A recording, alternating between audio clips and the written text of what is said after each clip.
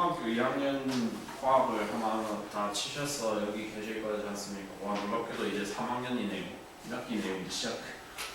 화요일에는 완전히 3학년으로 공식적으로 시작을 하게 되는 안타까운 시점들이 되셨는데, 중2 과학 5단원 내용이 뭐였게?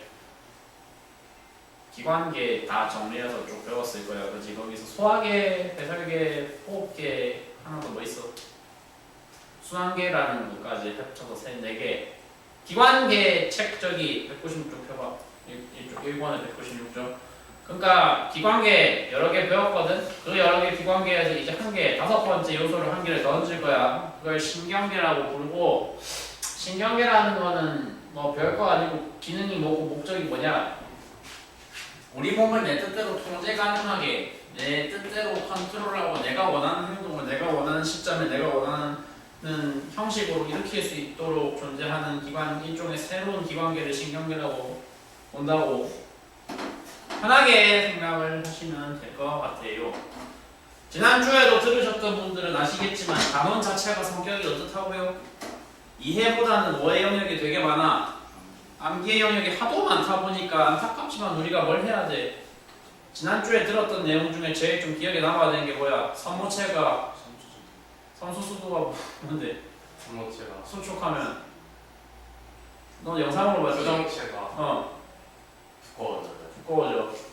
그거 포함해서 오늘도 뒷부분에 가서 제가 앞부분 솔직히 뭐 딱히 제가 성의를 가지고 설명할 만한 내용이 많지가 않거든. 뭐 신경계라는 게 기본적으로 뉴런이라는 세포들로 이루어져 있고, 뉴런은 안쪽에 뭔가 시커멓게 생긴 알갱이가 달려있는데 저거를 모든 세포가 공통으로 가지는 핵이라고 부르고, 핵이 달려있는 대가리 부분이 있고 그 대가리에서부터 자극이 전달되어서 뒤쪽으로 쭉 넘어간다. 사람 몸에도 당장 되게 뭐가 많이 있다. 뉴런이라는 것이 되게 많이 있다. 뭐 그런 당연한 소리를 우리가 할 수가 있게 되거든. 근데 있지 않습니까?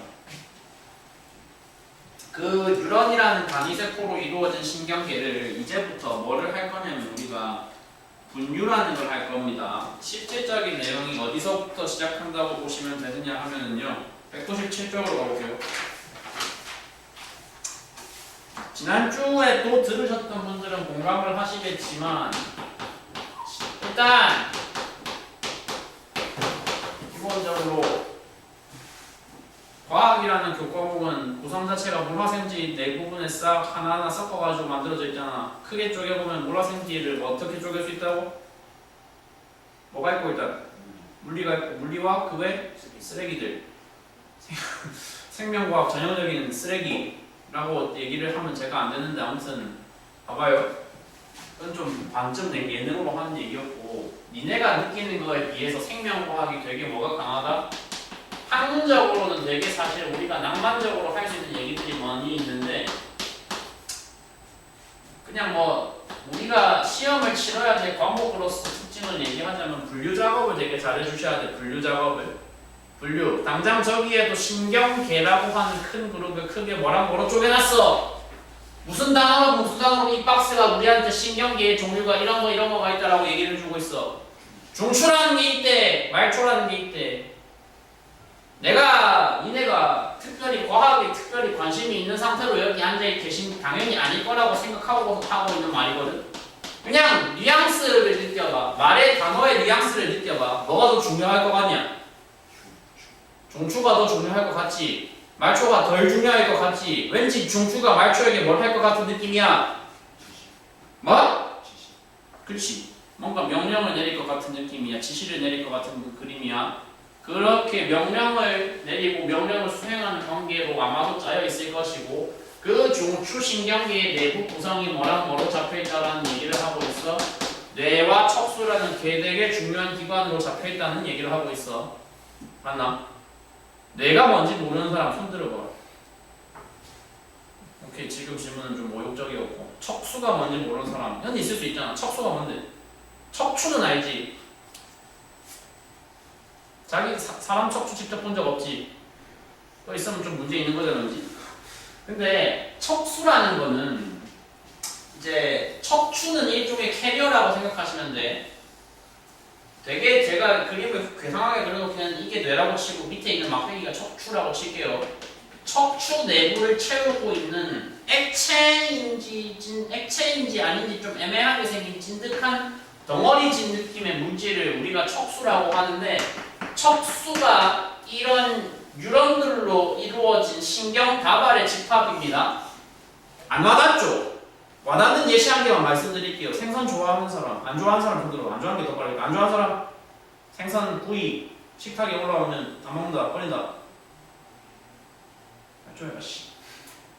집에서 아침 밥상에 생선 구이 올려주면 좋아한다, 손. 너는 손을 들면 되지, 왜 옆에 봐? 보통 생선 올라오는 거 뭐 주는데 부모님들이? 머리 좋아져야 되니까 등푸른 생선 주잖아. 등푸른 생선 뭐 주는데 보통? 고등어라는 걸 주셔.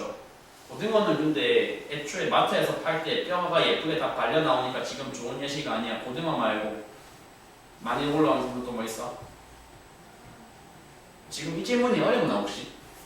고등어 말고 보통 식탁에 많이 올라오는 생선이 뭐가 있냐고. 생선구이 먹어봤을 거 아니야. 뭐 있냐고. 갈치라는 거 혹시 처음 먹어봐요? 처음 들어봐요? 갈치라는 거 먹어봤죠? 먹어봤죠? 갈치구이 먹을 때 가끔 나오는 거 있잖아. 갈치라는 생선 자체가 특징이 되게 뭐가 많게? 잔가시가 엄청 많아. 잔가시가 되게 많아. 잔가시가 되게 많은데, 근데 갈치 살을 그래서 예쁘게 발랐다고 쳐봐.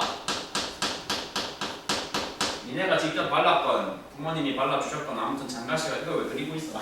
장가시가 되게 많았다고 쳐봐. 근데 이제 잘 발라 먹다가 어쩌다가 내가 젓가락에 힘을 너무 세게 줘가지고 이게 지금 갈치 척추겠지? 갈치 척추를 툭 끊었어. 툭 끊으면 혹시 그거 본 적 있어?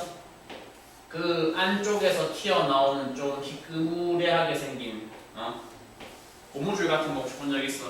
본 적 있다. 있거든? 궁금하면 나중에 갈치 한번 올라와서 다시 한번 찾아봐. 이게 뭐냐면 저게 바로 척수야, 척수. 누구의 척수? 사람의 척수, 갈치의 척수. 사람 척수는 부정하면 안 되는 거고요. 갈치의 척수, 갈치 척수. 회색, 고무줄 비슷한 텍스처, 비슷한 느낌. 실제 비주얼이 그런 거냐? 라고 물어보면 그렇지 않습니다. 그 갈치가 뭐가 되었기 때문에? 익었기 때문에. 불에 닿았기 때문에, 시체 전체가 불에 닿아서 익었기 때문에 얘도 같이 익어서 회색의 텍스처가 된 거고, 실제로는 사실상 우유에 가까운 비주얼이라고 보시면 돼요. 저도 직접 봐서 하는 말은 아니고 어디까지나 간접 경험해서 이제 말씀을 드리는 거고. 그래서 기본적으로 사람도 우리가 굳이 까볼 필요는 없지만 비슷한 형태, 비슷한 구조를 띠고 있다. 뇌와 척수라는 기본 중추신경계가 사람의 이 가운데 라인이 딱 잡아주고 있을 때 그 중추에서 뻗어나온 어떤 신경과 어떤 신경이 말초를 구성하고 있어? 감각을 받아들여야 되는 감각신경이라는 것과 운동을 담당하는 운동신경이라는 것 두 가지가 누구를 구성을 해주고 있다는 말씀을 드리고 있어요. 말초 신경계를 구성해주고 있다는 말씀을 드리고 있어요. 여기서 어쩌라고 싶을 건데 출제 포인트 한 개 확실하게 나올 수 있는 걸 짚어드릴게요. 아까 중추가 중요하댔어, 말초가 중요하댔어? 중추가 중요하댔어. 근데 학문적으로 제가 중요하다라는 말이랑 실제 시험 출제 포인트로서 출제 아이템으로서 뭐가 더 각광을 받느냐 이건 좀 다른 문제야. 중요하긴 누가 중요한 건 당연히 맞다고. 학문적으로 중추가 중요한 건 당연히 맞아. 근데 시험 문제에서는 뭐가 많이 나오게? 얘가 많이 나온다. 말초신경계를 뭐를 보통 물어볼 거냐면 분류 방법, 분류 기준의 두 가지가 다 있는데 두 가지를 다 물어볼 거야. 지금 저기 분류된 방법은 뭐랑 뭐로 그룹을 쪼개놨다는 거야.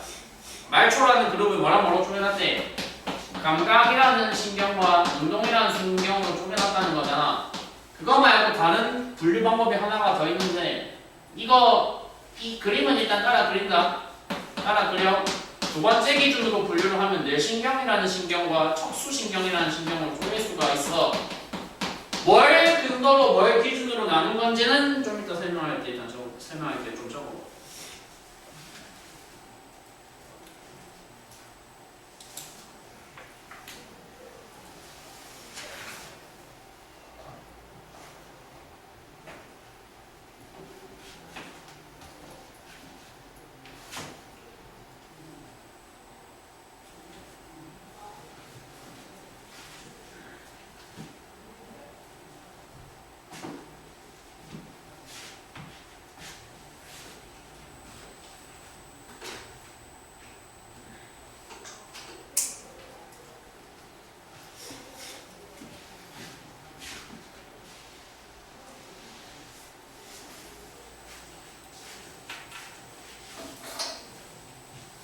번째 기준은 뭘 근거로 구분을 한 거냐면 나눈 거냐면 이거는 그 신경의 기능을 기준으로 나눈 걸 첫 번째 기준으로 삼고 두 번째는 뭘 근거로 나눈 거냐면 얘는 그 신경의 뭐에 따라서 위치에 따라서 단순히 분류한 게 두 번째 분류 기준이라고 생각을 하시면 됩니다.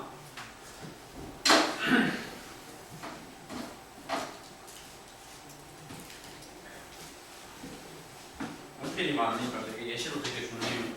예시로 되게 있게 많아서 좋네요. 제가 여기서 저기 반대편에 있는 지우개통, 분필통까지 이거를 던져서 꼬리는 시킬 건데 이걸 던지는 행동을 할 건데 던지는 동안 그러면 이거 방금 저 운동을 일어나기까지 내 몸에서 일어나는 건 어떤 신경이 동작을 하는 거예요? 어떤 신경이 작동을 한 거야? 야! 말초신경은 기본적으로 운동신경이 있고 감각신경이 있겠지. 지금 이거 팔을 뒤로 당겼다가 앞으로 휙 던지는 저건 뭐 누가 봐도 누가 작동한 거야? 운동신경 작동한 거야. 그럼 말초는 분명히 움직였어. 근데 이 말초신경 오른팔에 얹어있는 말초신경 지멋대로 운동할 수 있어 없어? 얘 지멋대로 운동하면 안 되잖아. 지멋대로 운동 안 하고 명백히 누구의 통제를 받고 있어? 내 중추의 통제를 받았겠지. 그러니까 일단 먼저 순서가 어떻게 되냐면 내 눈이 먼저 봤어. 내 눈이 먼저 저 통의 위치를 봤어. 그럼 누가 먼저 작동했어? 감각이 먼저 작동했지. 감각이 작동해가지고 저기에 통 저 정도 한 3m 정도 떨어져 있어요 라는 정보가 내 뇌에 보고가 들어갔어. 그래서 뭐 했어? 얘가 정보를 받은 다음에 판단했어. 요 정도 세기로 요 정도 각도로 던지면 되겠네 라고 판단을 해서 그 판단의 결과를 누구한테 명령을 내려서 직접 하라고 한 거야. 오른팔한테 운동신경한테 시켜서 직접 던지라고 한 거야. 아씨 들어간 게 없네. 그러니까 지금 예시를 보시면은 사람의 어떤 반응이 일어나는 데 있어서 기본적으로 경로가 어떻게 성립이 된다는 겁니다. 감각신경이 일단 1차로 운동을 하면 작동을 하면 감각신경을 통해서 그것이 뇌에 보고가 올라가고 뇌에서 뭐를 거쳐서 판단과 생각을 거쳐서 그 판단의 결과가 운동신경을 통해서 일어난다는 얘기를 드리고 있는 거거든요. 지금 한번 이해했죠?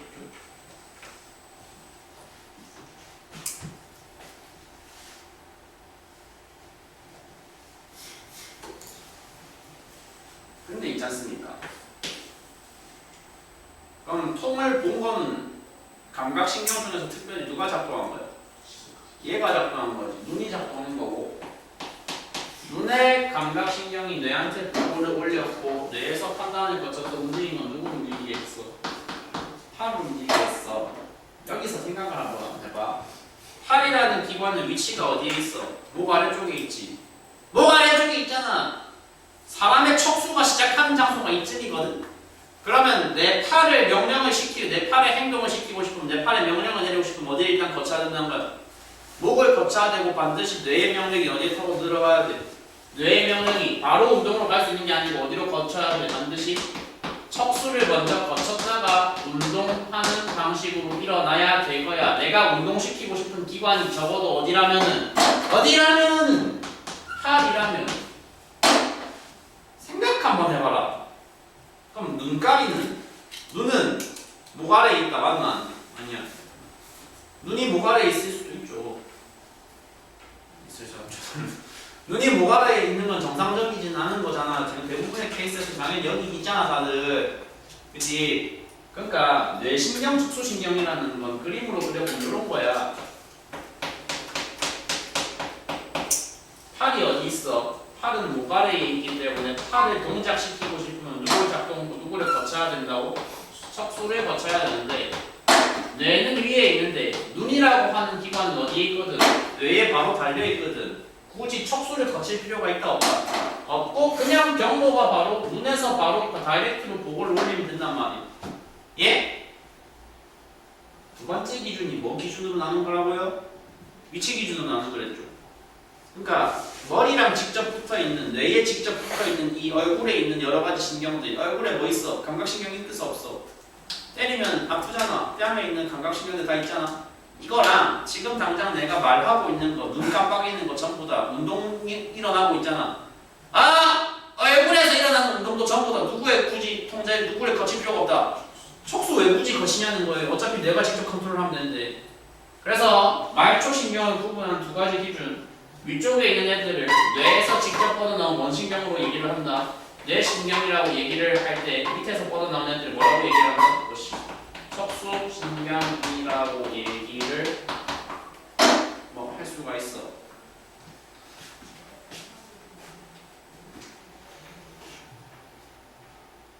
까지 들었을 때 문제점이 뭐냐면 재미가 여전히 없어. 재미난 것들을 그나마 만들고 싶어가지고 제가 지금 뽑기를 던지면서 생쇼를 한 거란 말입니다. 제가 페이지를 잘못만 했네요. 158쪽을 보고 있으셔야 되네요. 네, 이 그림이 158쪽에 나와있죠. 일단 그래서 말초신경계는 구분 기준이 크게 두 개. 근데 저 정도가 뭐가 어렵냐? 저 정도가 치려면 뭐 나올 게 있냐? 아직 얘기를 마치질 않았기 때문에 그런 겁니다. 더 있어요. 할 얘기가 더 남아있어요. 아직 많이 남아있는데. 그래서 혹시 뭐 반신불수라는 단어 뭔지 알아? 아니면 전신마비라는 거 들어봤지? 들어봤지? 뭐 가끔 가다가 교통사고를 좀 안 좋게 당해가지고 목기가 캉하고 부딪힌 사람들이 어떻게 된대? 얼굴 아랫부분, 목 아랫부분 신경 다 마비돼가지고 계속 침대에 누워있어야 되거든. 그런 분들이 뭐가 마비된 거라고? 척수가 마비됐기 때문에 머리는 그대로 살아있어가지고 깜빡이라든지 깜빡깜빡거리는 거라든지 다른 사람하고 소통 이런 건 할 수 있는데 뭐를 못한다. 자유롭게 움직일 수가 없는 그런 게 전신마비 상태라고 한단 말이에요. 예? 그럼 들어보신 결과 종합을 해보면 척수는 아무튼 중요하다는 거예요? 안 중요하다는 거예요? 되게 중요해요. 정말 중요한데 그럼에도 불구하고 당연히 누구보다는 덜 중요해요. 뇌보다는 덜 중요해요. 그래서 일단 기본적으로 신경계의 가장 큰 그룹을 중추신경계라고 보고 그 중추신경계 안에서 가장 중요한 뇌에 대해서 이제 자세하게 좀 연구를 해보겠다라는 취지다. 제가 여기서 강의를 했는 게 2024년부터 했어요. 2년 지나고 이제 3년 차잖아요. 예? 그럼 지금 고2인 애들이 몇 살일 때 나하고 처음 봤게? 혹시 지금 한 연산 안 되는 사람? 저 지금 고2인 애들은 나하고 언제 처음 봤다? 중3 때 처음 봤겠지. 중3 때 처음 봐서 걔네들도 1학기 때 이걸 들었단 말이야. 들었거든? 그리고 2년 지난 지금까지도 기억하고 있는 몇 가지 줄임말들이 있어. 아마도 섬수수도 그거 중에 한 개일 건데 섬수수도보다 조금 더 강력한 게 여기에 하나 나올 거야. 줄임말이 나올 거야. 다시 한번 얘기하는데 단원의 성격상 어쩔 수 없이 뭘 해주셔야 돼. 외울 거 외워야 돼. 재미없는데 어쩔 수 없어요. 제가 3단원은 기존에 들으셨던 분들은 아시겠지만 3단원은 좀 뭐라고 표현해야겠다고. 이거보단 재밌게 했지 않습니까? 난 재밌었죠. 니네가 재밌었는지가 문제인데 암기를 합니다. 암기를 해야 되는데 할 때 하더라도 최대한 덜 지루하게 그리고 그 기억에 강하게 남을 수 있는 암기 방법들을 좀 추구를 할게요. 할 거야. 뭔 소리를 하고 싶어서 쟤는 저 말을 하고 있는지 지금 자세히 볼게. 사람 뇌의 해부도가 간략하게 나와 있어. 총 세부 파트 몇 개로 나누어져 있다는 거야? 6개. 근데 6개 중에 가장 아래쪽에 있는 하나는 뇌에 포함되어 있는 게 아니고 사실상 뭐야? 뇌하고 함께 가는 뇌의 파트너, 뇌의 보조도구에 가까워. 그러니까 쟤는 뇌의 구조의 일부로서 내가 외울 대상은 일단 아닌 거야. 그러면 뇌의 세부 구조로 외워야 될 대상이 이제 몇 개로 줄었어? 5개가 됐어. 맞지? 맞잖아?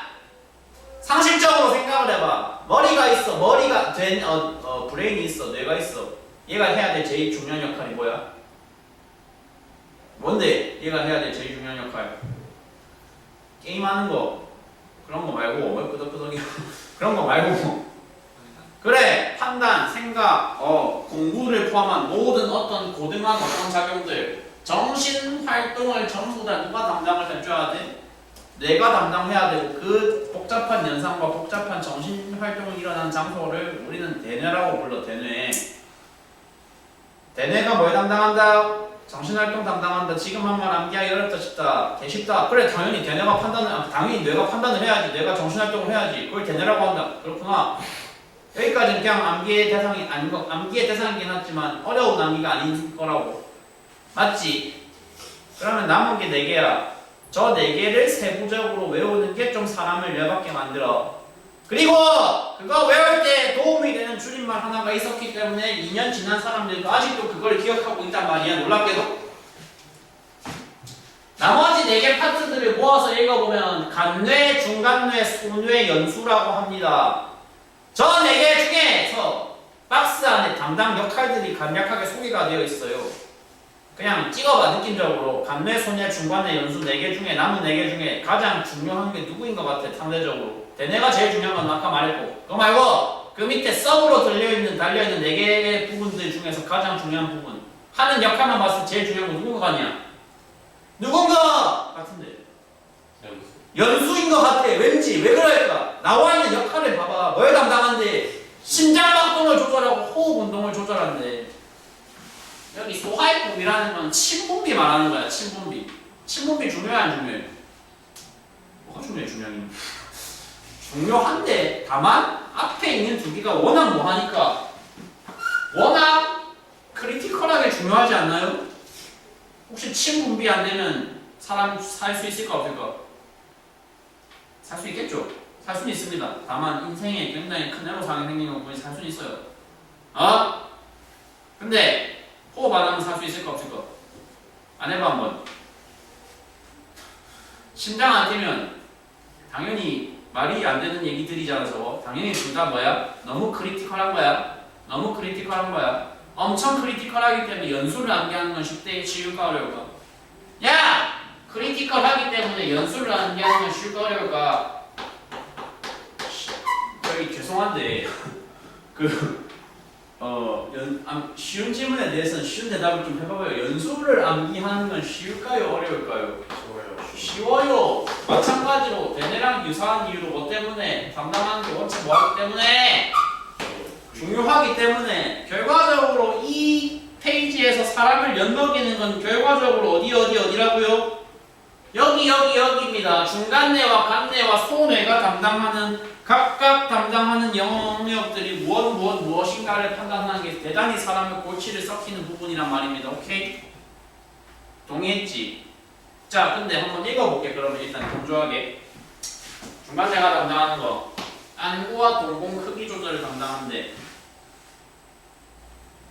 그러면 안구와 동공의 크기를 조절을 담당하는 거라면 시각과 관련된 정보야, 청각과 관련된 정보야, 후각과 관련된 정보야. 질문 자체가 이상하잖아. 뭔데? 야! 안구 담당이래. 시각, 후각, 청각 중에 어디야? 간뇌가 담당하는 게 뭐래? 간뇌가 담당하는 건 뭐를 담당하는데? 우리의 몸에 따뜻한 정도 체온 조절을 담당하고 아니면 뭘 담당하는데? 체액 농도 조절을 담당하는데 체액 농도 조절이라는 게 단어가 좀 어려운데 저게 무슨 뜻이냐? 라고 저한테 물어보신다면 전 대답을 어떻게 할 겁니다. 뭐 그냥 그런 거다. 당장 여기 내 손 안에 커피가 들려있는데 이런 거 너무 많이 마시면 내 몸 안에 혈액의 농도가 낮아질까 높아질까? 커피 많이 마시면 낮아진다. 물이 많이 들어오면. 그럼 물이 많이 들어와서 혈액의 농도가 너무 연해졌어. 뭐 해야 되는데 혈액의 농도 적당히 조절하고 싶으면 물이 지금 많아서 문제라니까. 농도가 너무 낮아서 물을 방출해야 될 거 아니야. 방출하려면 땀을 많이 흘리거나 빨리 화장실에 가서 소변을 놓거나 이렇게 둘 중 하나를 하면 되잖아. 그런 행동들을 누가 조절한다고? 간뇌가 조절한다고. 마지막 소뇌가 담당하는 거에 뭔 담당한대? 근육 운동을 조절하거나 뭘 조절하거나 우리 몸의 균형을 담당을 하거나 뭐 그렇대요. 맞죠? 이게 뭐가 지금 외우기 쉬운 줄임말이면 이게 무슨 암기 팁이냐? 그냥 나와 있는 거 네가 갖다 읽는 것 뿐이잖아 이 새끼야라고 나한테 말을 할 건데 야 아니 그러니까 일단 기초 설명은 해야 되는 거고 기초 설명했어. 이제 외워야 돼. 외워봐. 외울 거야. 근데 항상 지난주까지 경험해보신 분들은 아시겠지만 내가 뭐 생명과학에서 외우기 팁 같은 거 줘봤자 어차피 뭐 하는 거예요? 항상 조성 닦는 거예요. 조성. 그거 말고 딱히 할 거 없어요. 예? 중간뇌가 뭐 담당한다고? 시각 담당한다고. 간뇌가 뭐 담당한다고? 체온 담당한다고. 소뇌가 뭐 담당한다고? 균형 담당한다고. 그래서 줄여서 다 묶어서 읽으면 괴성변 찬수 뭐라고 외우면 돼. 알았어? 뭘 끄덕끄덕이야 적어 그래. 교과서에는 차마 유치해서 적을 수 없는 내용이니까 죄송 괜찮습으로 외우시면 돼. 저 있잖아요. 이제 뭐 들어보신 분들 아시겠지만 물리 외 다른 거 조금 많이 비하하는 편이잖아. 근데 물리 외 다른 영역 다른 단원들을 강의할 때 그나마 가장 내세울 수 있는 하나 꼽아보라면 이거다. 진짜로 한 번 들으면 2년 동안 안 까먹고 시험을 니네도 어쨌거나 쳐가지고 나한테 시험지를 가지고 올 거잖아. 어? 3학년 1학기 기말이든 뭐 언제든 쳐고 왔어. 이 단원 치고 왔어. 그러면 갖고 온 사람들의 이제 시험지에 전부 뭐가 남아있냐? 뇌 그림이 나와있으면 죄송 괜찮수고 일단 남아있어. 굳이 생각할 필요가 없거든. 적어놓고 나중에 외우면 나중에 그거 보고 풀면 되거든. 뭔 말인지 알았지? 제가요 한번 말했던 것 같은데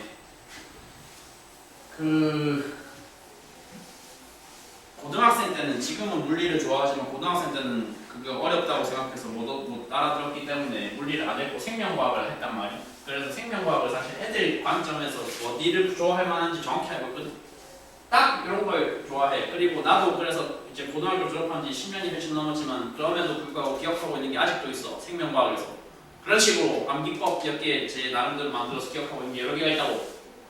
그러니까 당신들도 꼭 뭐 중학교 과학 자체가 쉬우니까 그렇게까지 엄청나게 암기법을 개발하려는 노력까지는 안 해도 된다 치더라도 일단 자기만의 교과서나 참고서에 나와 있는 그런 지루한 텍스트를 자기만의 형태, 자기만의 표현으로 번역하고자 하는 노력들을 조금 해보셔야지 되겠다는 말씀입니다. 오케이?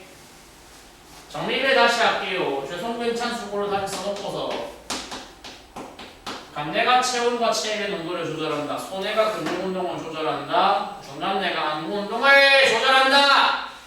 라는 말까지는 줄임말로 내가 도와줬다 치자. 대신에 뭐는 외워야 된다. 니네가 별도로. 생긴 건 뭐? 그거 말고 대뇌 연수는 대뇌 연수는 그냥 외우고 싶잖아. 그거 말고 그림 안에서 위치들은 니네가 알아서 외워야 돼. 소뇌가 어디 달려있어. 저 뒤에 주머니처럼 생긴 걸 소뇌라고 하고 감량은 어디 안에 있다. 대뇌의 완전히 가운데 부분에 콕 박혀있고 그거보다 살짝 아래쪽에 중간뇌에 저렇게 들어가 있다. 위치는 죄송하나 별도로 알아주셔야지 되겠다. 오케이, 알겠죠? 나와 있는 텍스트들 중에서 그래서 이제 혼자 읽었을 때 이해가 안 될 수 있는 영역들을 제가 한번 같이 읽어드릴 건데 척수가 지금 뭐에 중추라는 표현이 저 박스에 살짝 제시가 되어 있어요. 하품하시는 거 말씀해 보실래요? 무슨 반사 중추? 무릎 반사가 뭔데? 경험해 본 적 있다? 손 들어 볼래? 야! 봐봐. 나중에 쉬는 시간에 궁금하면 직접 해봐. 무릎을 이렇게 고공에 들었어. 들은 상태로 내가 앞을 쳤어. 치면은 어느 각도로 잘 치면 세게 치라는 게 아니고 이렇게 세게 치라는 게 아니라 톡톡 건드리다가 어느 각도 잘 맞으면 어디 부드럽게 들어가는 구석이 하나 있거든. 거기 잘 때리면 무릎이 지가 알아서 뜬다. 지 알아서 앞으로 다리가 뻗어 나온다.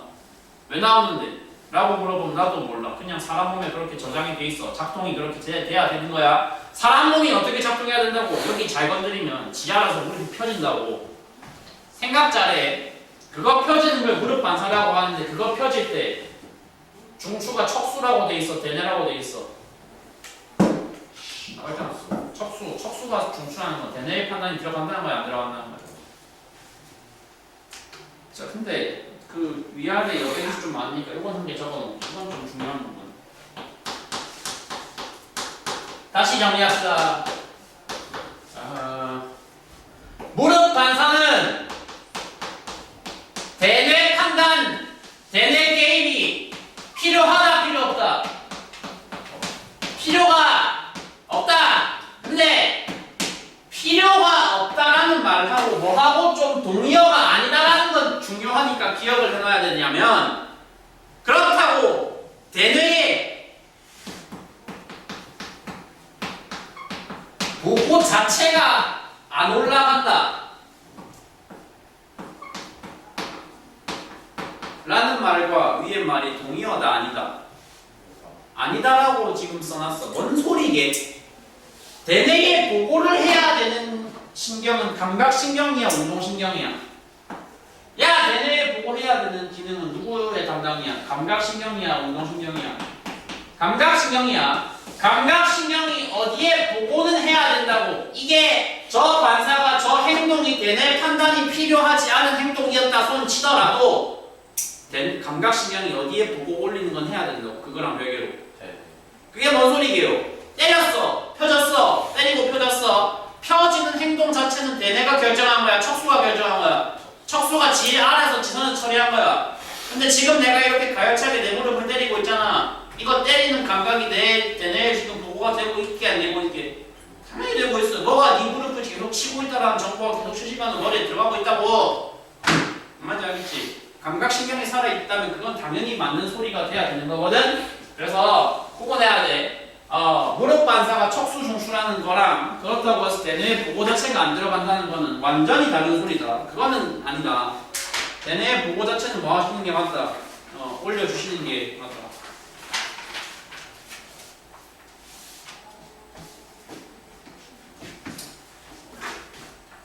쪽으로 가볼게요. 그래서 대뇌의 구조에 대해서 기능에 대해서는 간략하게 한번 보았습니다. 그 밑에 텍스트는 안 봐도 되냐? 필요 없어요. 뭐 죄송 괜찮 수고만 알고 있으면 죄송 괜찮 수고만 알고 있으면 그 이상으로는 더 들으실 거 딱히 없고. 자, 척수에 대해서 이제 잠깐 볼게. 척수가 담당하는 중요한 기능 뭐라고? 무릎 반사라고 하기엔 좀 너무 사소하지 않냐? 무릎 반사 솔직히. 앞부분에 뭐 고무망치 같은 거로 살짝 쳤어, 톡 쳤더니 무릎이 갑자기 들리는데 이게 그렇게 우리 인생에 크리티컬한 부분이니까 무릎 펴지는 게 크리티컬한 일이냐고. 크리티컬한 일이 있어야 된단 말이야. 사실 척수 정도 되면 중추 정도 되려면 크리티컬한 뭔가 담당을 해야 된다고. 중추가 되려면 그 크리티컬한 뭔가 뭔지를 본인들 보고 있는 교재 텍스트 상에서 찾아주셔야 돼요. 무슨 반사? 무릎 반사는 덜 중요하고 무릎 반사는 그냥 하는 거고 왜인지는 모르겠지만 아무튼 해야 된다 이거고 진짜 척수의 존재 이유 자체는 뭐를 위해서 존재한다고 보셔도 괜찮다. 회피 반사를 담당하기 위해서 우리의 척추 내부에 척수라는 게 존재한다고 보아도 괜찮다.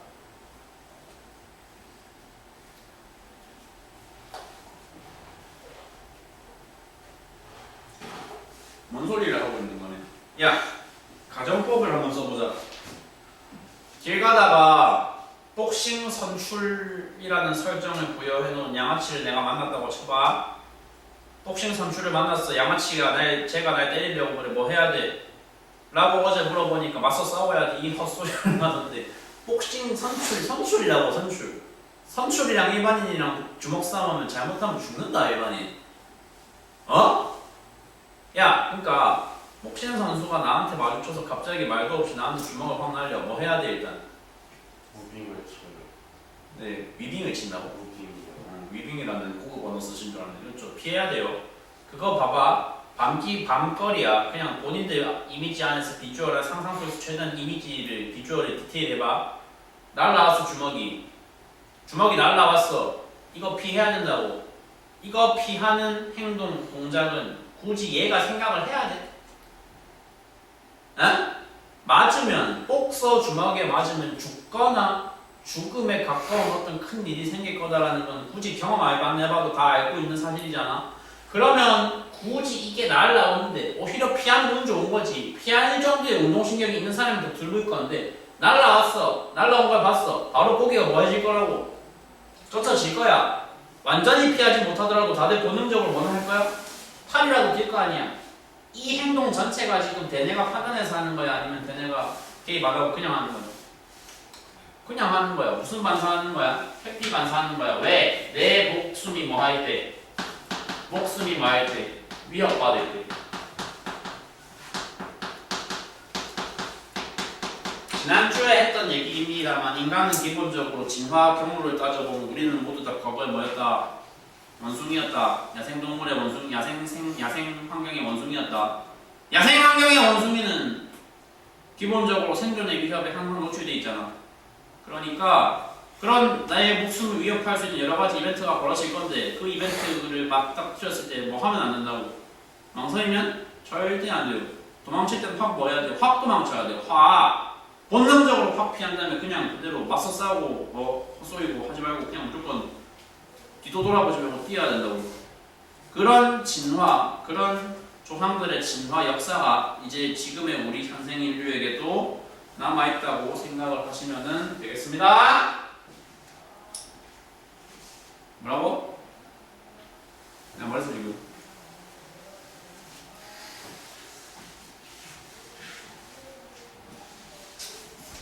아래 부분으로 갈게. 다시 한번 말합니다. 생명과학에서 중요한 거 뭐라고? 두 글자로 랑 말고 솔직히 그 단어 나올 거라고 생각을 하긴 했는데 암기보다 더 중요한 거. 암기보다 더 중요한 거. 혹시 방금 내가 한 행동 뭔지 본 사람?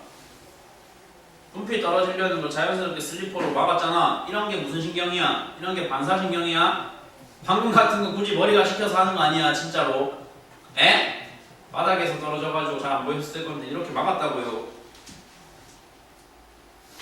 됐고, 야! 암기보다 더 중요한 건 분류라고 했다. 분류. 그리고 분류한다면 말초가 더 분류하기 어렵다. 중초가 더 분류하기 어렵다. 말초랬어. 애초에 기준 자체가 뭐라고 했어? 기준 자체가 몇 개? 두 개. 기능에 따른 부분과 위치에 따른 분류가 있는데 위치에 따른 분류는 듣기에 어땠어요? 되게 직관적으로 확 와닿았죠. 그냥 뭐 머리에 붙어있는 걸 뇌신경, 목 아래에 있는 거 무슨 신경? 척수신경이라고 하자고 했잖아. 맞나? 위쪽에 있는 게 무슨 신경? 뇌신경. 밑에 있는 게 무슨 신경? 거기까지는 됐다고. 그거 이상 할 얘기가 없단 말이야. 위치에 따른 부분 그게 끝이라고. 뭔 얘기를 하고 있는 거냐? 기능에 따른 부분은 할 얘기가 좀 더 있단 말이야. 기능에 따른 부분은 감각기관과 연결된 감각신경이라는 한 그룹이 있고 또 그거랑 반대되는 지금 내가 팔을 움직이고 입을 털고 하는 모든 작동은 결국 내 운동신경이 작동을 적을 게 아니지 않습니까? 아까 다 적었잖아요. 운동신경이 일을 하고 운동신경이 작동을 일으키고 있는 결과일 겁니다. 맞죠? 안타까우나 여기서 한 발 더 나아가야 됩니다. 기능에 따른 분류 감각운동 끝이다. 아니다. 끝이 아니라 운동신경의 하위 분류를 이제부터 더 세분화해서 볼 건데 여기가 좀 어렵다. 이 뒷부분부터가 실질적으로 중상과학사단에서 사람들 니네들을 엿을 좀 많이 먹이는 부분이라고 생각하면 돼. 막말로 감각신경 볼 거 하나도 없어. 전부 다 문제가 나온다면 어디서 나온다고? 어디서 나온다고? 운동신경의 세부 분류에서 나온다고. 운동신경의 세부 분류에서. 알았어? 기본적으로 아까 앞에서 들었던 죄송견산수고는 기본 탑재가 되어 있다는 전제하에 그래서 지금부터 무슨 얘기를 할 거다? 운동신경의 세부 분류에 대해서 얘기해 볼게.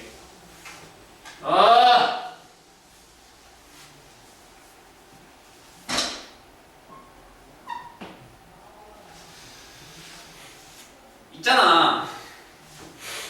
사람이 하는 여러 가지 행동 동작 중에서는 내 의식적인 판단이 개입을 하는 경우와 내 의식이 굳이 의도적으로 이렇게 해야지라고 생각 안 하고도 오토매틱하게 자동으로 나오는 그런 현상들이 있지 않겠어요? 난 오토매틱이란 영어 단어가 뭔지 모른다. 손. 저기 죄송한데 새로 오신 분 둘 중에 누구 시킬까요? 오토매틱이란 단어 뜻 뭔지 알아? 뭔데? 자동이죠. 그렇죠. 사실 아까 내가 얘기했죠. 오토매틱으로 일어나는 현상들이 있어야 돼. 그러니까 뭐 내가 봤어 얘를 분필을 봤어 집어 던졌어. 꼬리는 어떻게 하는 건지 던졌어. 방금 던지는 거는 내 의지로 한 거야? 오토매틱으로 한 거야? 당연히 의지 던지겠다는 의지가 있으니까 집어서 이렇게 행동했잖아. 이렇게 사람의 운동이 일어날 때 그것이 의식을 가지고 의지를 가지고 조금은 뭐하기 부자연스럽다고도 평가를 해도 되는데 확실하게 어떤 그 사람의 의지와 의식이 깃들어서 일어나는 행동들이 있죠. 그거를 감당하는 운동은 우리가 뭐라고 기관의 신경을 뭐라고 하냐면 체성신경이랍니다. 안 적어도 돼. 거기 나와 있으니까. 아 근데 분류를 적어도 분류는 적어도 돼. 운동신경은 의식적인 행동을 담당하는 걸 무슨 신경이라고 하고 여기 나와 있네. 대뇌의 명령이 들어간다고 했으니까 대뇌가 개입하는 거면 의식적인 행동이다. 무의식적인 행동이다. 되게 의식적인 행동이다. 근데 인간이 하는 동작 중에는 무의식적인 것도 있어야 된다. 대표적으로 뭐 있게? 심장 멈춰봐. 지금 본인들 심장 뛰고 있을 거 아니야. 뛰는 거 멈춰봐. 외부 충격을 가한다는 좀 그런 이벤트를 일으키지 않고서 자연스럽게 멈춰라라고 명령을 했어. 얘가 명령 듣냐? 멈춰라고 명령을 들으면 안 되는 거잖아. 안 되지. 얘 뛰게 하는 그러면 중추는 누구라는 거야? 걔네가 맞다는 거야? 아니라는 거야? 아니라는 거지. 뭐라는 거야? 무의식적으로 오토매틱하게 항상 자동으로 일어나야 되는 동작들도 분명히 존재를 하는데 그런 동작, 그런 행동을 담당하는 신경을 우리는 생명과학에서는 자율신경이라고 부릅니다. 자율신경. 자율신경.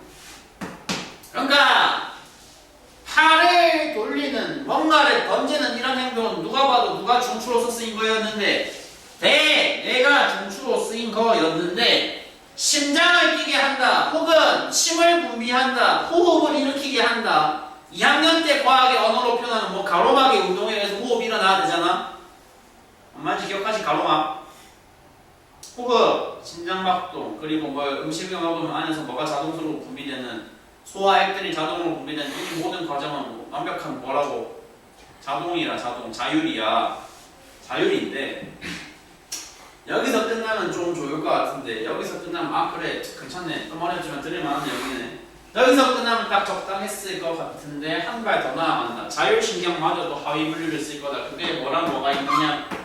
교감신경과 부교감신경이라는 마지막 분류로까지 내려가 주시면 됩니다. 부교감, 교감에 대한 부분은 옆 페이지 200쪽에 나와 있어요. 얘는 뒤쪽이군요.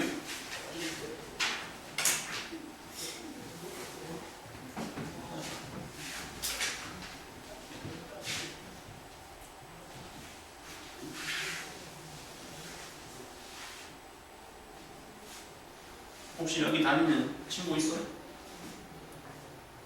새로 오신 분들 여기 다니는 친구 있어?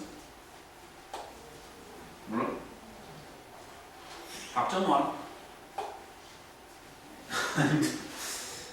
그 교감이랑 부교감이라는 건 어떻게 생각을 하시면 되냐면 제가 이제 이러고 싶지는 않지만 생명과학은 단원 특성상 어쩔 수가 없어요. 계속 이상한 예시 끄집어내야 되고 최대한 쉽게 들을 만한 소재들을 계속 억지로라도 얘기를 해야 돼요. 우리 모두가 보편적으로 좋아할 만한 인기 연예인 누가 있죠? 예를 들어서 니들이 길 가다가 갑자기 지드래곤을 봤다고 쳐봐. 지드래곤을 니네 눈으로 목격을 했을 때랑 지금 니네 눈으로 날 목격하고 있을 때랑 아마도 심장박동이 달라지지 않을까? 지금은 심장이 좀 빨리 뛰어 느리게 뛰어.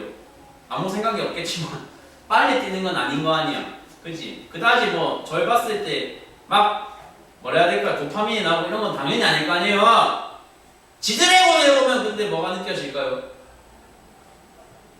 남학생들이라고 해도 요새 10대들한테 인기 되게 많다는데 아니면 뭐 여학생들한테는 차은우, 남학생들한테는 니네가 길 가다가 뭐 장원영을 봤다고 쳐봐. 보면 어떻게 되겠어?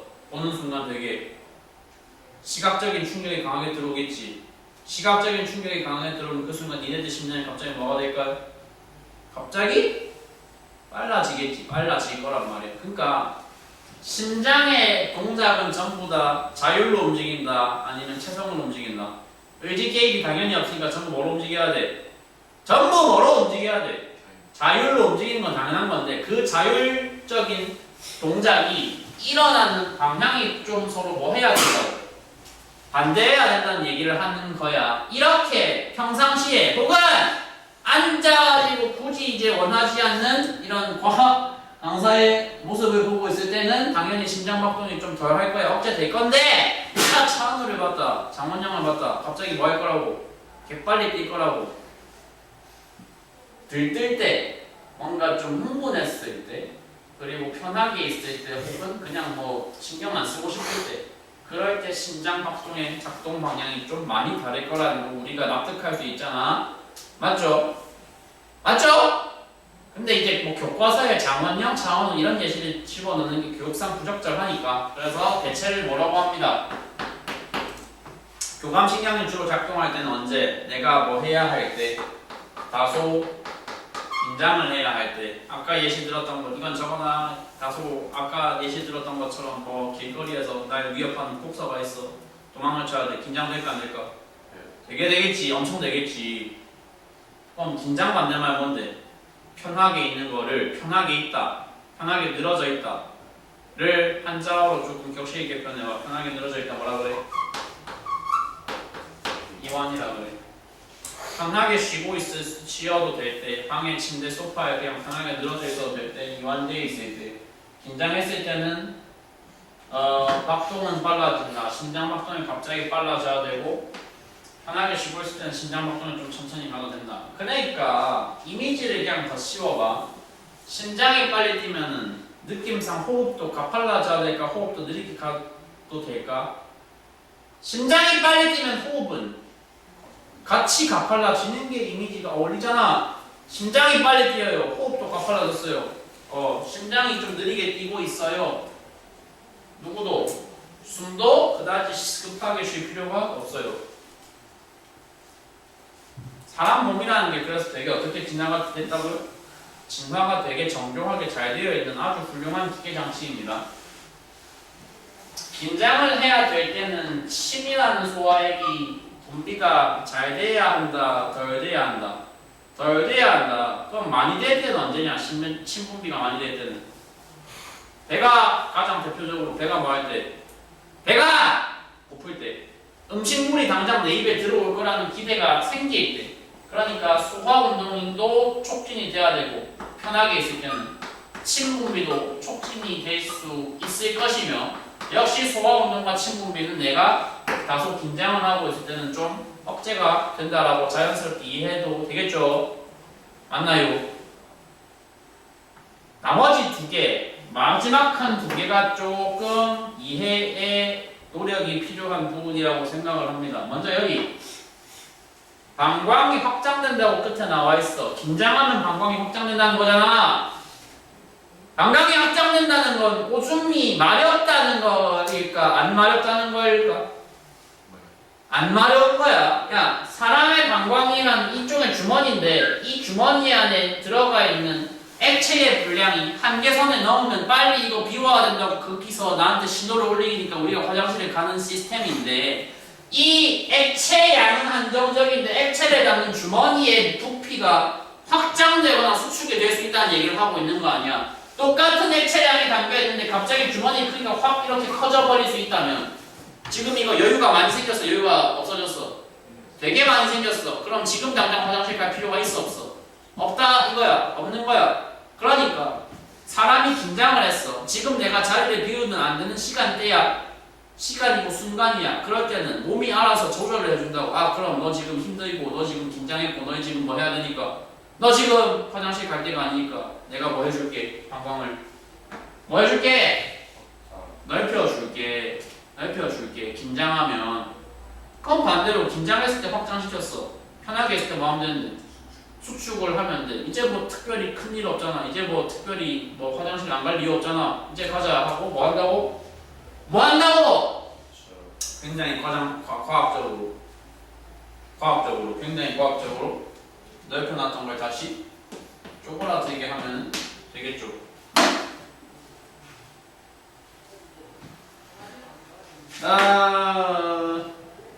마지막 여기 동공이라는 거는 오늘 처음 들으시는 분들이랑 지난주에 들으셨던 분들이 가지고 있는 지식이 좀 다를 것 같긴 한데 동공이라는 건 쉽게 말하면 눈 크기라고 생각하시는 눈 크기. 긴장하면 눈 커진다. 편하게 했을 때 눈 작아진다. 이게 뭔 소리다? 이게 뭔 소리다? 지난주에 초원에서 가장 피해 많이 당하는, 억까 많이 당하는 초식동물 사자한테 제일 많이 뜯기는 건 누구랬어? 얼룩말이랬어. 얼룩말 저기 생긴 얼굴에 닿으면 어떻게 그릴 수 있어? 이렇게 그릴 수 있어. 제가 그림 그리는 실력은 좀 딸려가지고 정확하게 못 그리겠는데 여기 B라고 칠게요. 여기 초록색 그게 뭐냐면 눈입니다. 눈. 얼룩말은 실제로 정면샷에 보면은 눈이 어떻게 달려있다고 저번에 얘기했죠. 사자랑 다르게 사자는 눈깔이 어떻게 달려있는데 여기 정면에 딱 모여있는데 얼룩말은 어떻게 달려있다고? 완전히 우리가 보통 사시라고 부르는 것 마냥 완전히 벌어져 있어. 왜 벌어져 있어야 돼? 야! 초원에서 본인의 목숨이 보통 더 위협을 많이 받는 거, 보통 자신의 목숨이 위협에 많이 노출이 되는 생물은 얼룩말이야 사자야. 이쪽이 훨씬 더 기본적으로 상태가 위험하잖아. 자신의 상태가 자신의 목숨이 위험하다는 건 무슨 소리야? 언제 사자와 같은 포식자들이 갑자기 날 옆에서 덮칠지 모른다는 거잖아. 맞지? 기본적으로 이런 오픈된 공간에서 얼룩말과 같은 개체들은 자신의 생명에 대해서 시야가 어떻게 되어 있어야 돼?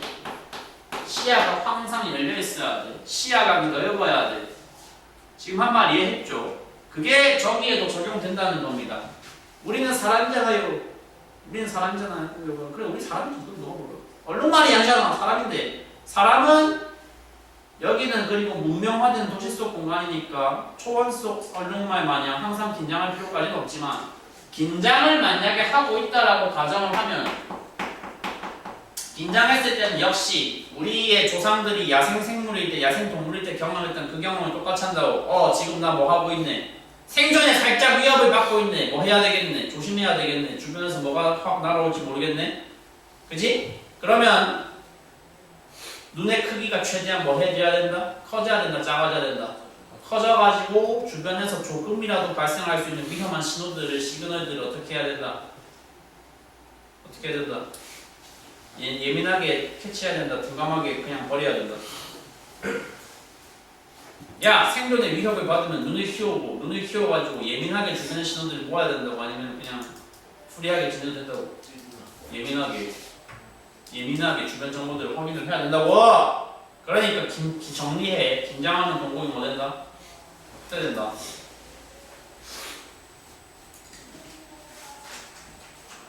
암기 과목이다 보니까 제가 최대한 노력을 하고는 있습니다만 살짝 한계는 있거든요. 212쪽 호르몬 큰 제목은 항산성이라는 단어가 나와 있는데, 작년에 중학교 2학년 5학기 엄청 외울 거 많았던 그 재미없었던 생명과학하는 기억을 잠깐 끄집어내보자. 3대 영양소 뭐뭐 있었어? 한 단지 있었지? 한 단지 3개 중에 그냥 느낌상 뉘앙스로만 대충 찍기 실로 대답해봐. 한 단지 3개 중에 뭐가 제일 중요한 것 같아? 한 단지 3개 중에 뭐가 제일 중요한 것 같아? 탄수화물 아니고 아닌데 왜 근데 니네한테 물어보면 항상 대답이 그걸로 나오는지 잘 모르겠는데, 아무튼 탄수화물이 아니라 단백질이야. 네? 탄수화물과 단백질과 지방이 있으면 사중에 압도적으로 중요한 한 개를 뽑아내면 그거 무조건 대답 뭐라고 하셔야 된다고요? 왜 단백질이 제일 중요한지를 간단하게만 얘기할게.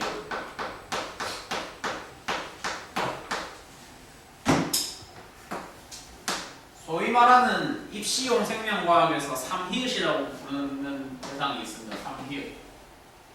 단백질은 3가지 히읗으로 시작한 3가지 물질의 주 구성 성분이다라는 말입니다. 뭐냐면 항체와 효소와 오늘 들으시게 될 주제 마지막 호르몬이라는 3개의 물질의 주성분이 전부 쓰라고 이거 전부 단백질로 이루어져 있단 말이야. 뭐라고? 3히읗 효소, 항체, 호르몬. 이 중에 니네가 들어봤던 단어는 뭐 있어? 효소라는 게 있어. 효소. 작년에 배웠던 거. 탄수화물 소화효소. 입에서 침에서 분비되는 거 뭐 있어? 아자로 시작하는 거. 아밀레이스, 단백질 소화효소, 트립신, 지방 소화효소, 라이피스 이런 것들을 뭐라 그런다? 효소라 그래. 항체는 그럼 도대체 뭐냐? 지금 계절이 바뀌다 환절기다 보니까 지금 좀 이제 독감까지는 아니고 아무튼 뭐 아파서 결석하시는 분들이 모든 시간대에서 조금씩 나오고 있는데, 그런 경우에 아파서 결석하시는 경우에 몸 안에 뭐가 침입한 거야? 바이러스가 침입한 거야. 침입한 바이러스 그대로 두면 당연히 안 되잖아. 몸이 뭐 해야 돼? 방어작용을 해야 돼. 그 들어온 세균과 바이러스를 죽여야 돼. 그걸 죽일 수 있는 도구를 항체라 불러. 그래서 항체 너무 중요한 거지. 없으면 사람이 바이러스에 대응을 한다 못한다? 못한다는 것이고, 효소는 마찬가지로 없으면 소화를 비롯한 여러 가지 생명 활동에 큰 장애가 발생한다는 것이고, 그럼 마지막 호르몬도 대단히 봤을 때 뉘앙스가 뭐다? 엄청나게 중요한 역할을 뭔가 담당할 거라는 느낌이 들거든. 여기 나와 있는 몸에 뭐를 조정한다? 몸에 무엇을 조절하는 대단히 중요한 기능을 담당한다. 기능을 조절하는 기능을 조절하는 역할이 이 녀석에게 있어야 되는 아주 중요한 롤이다.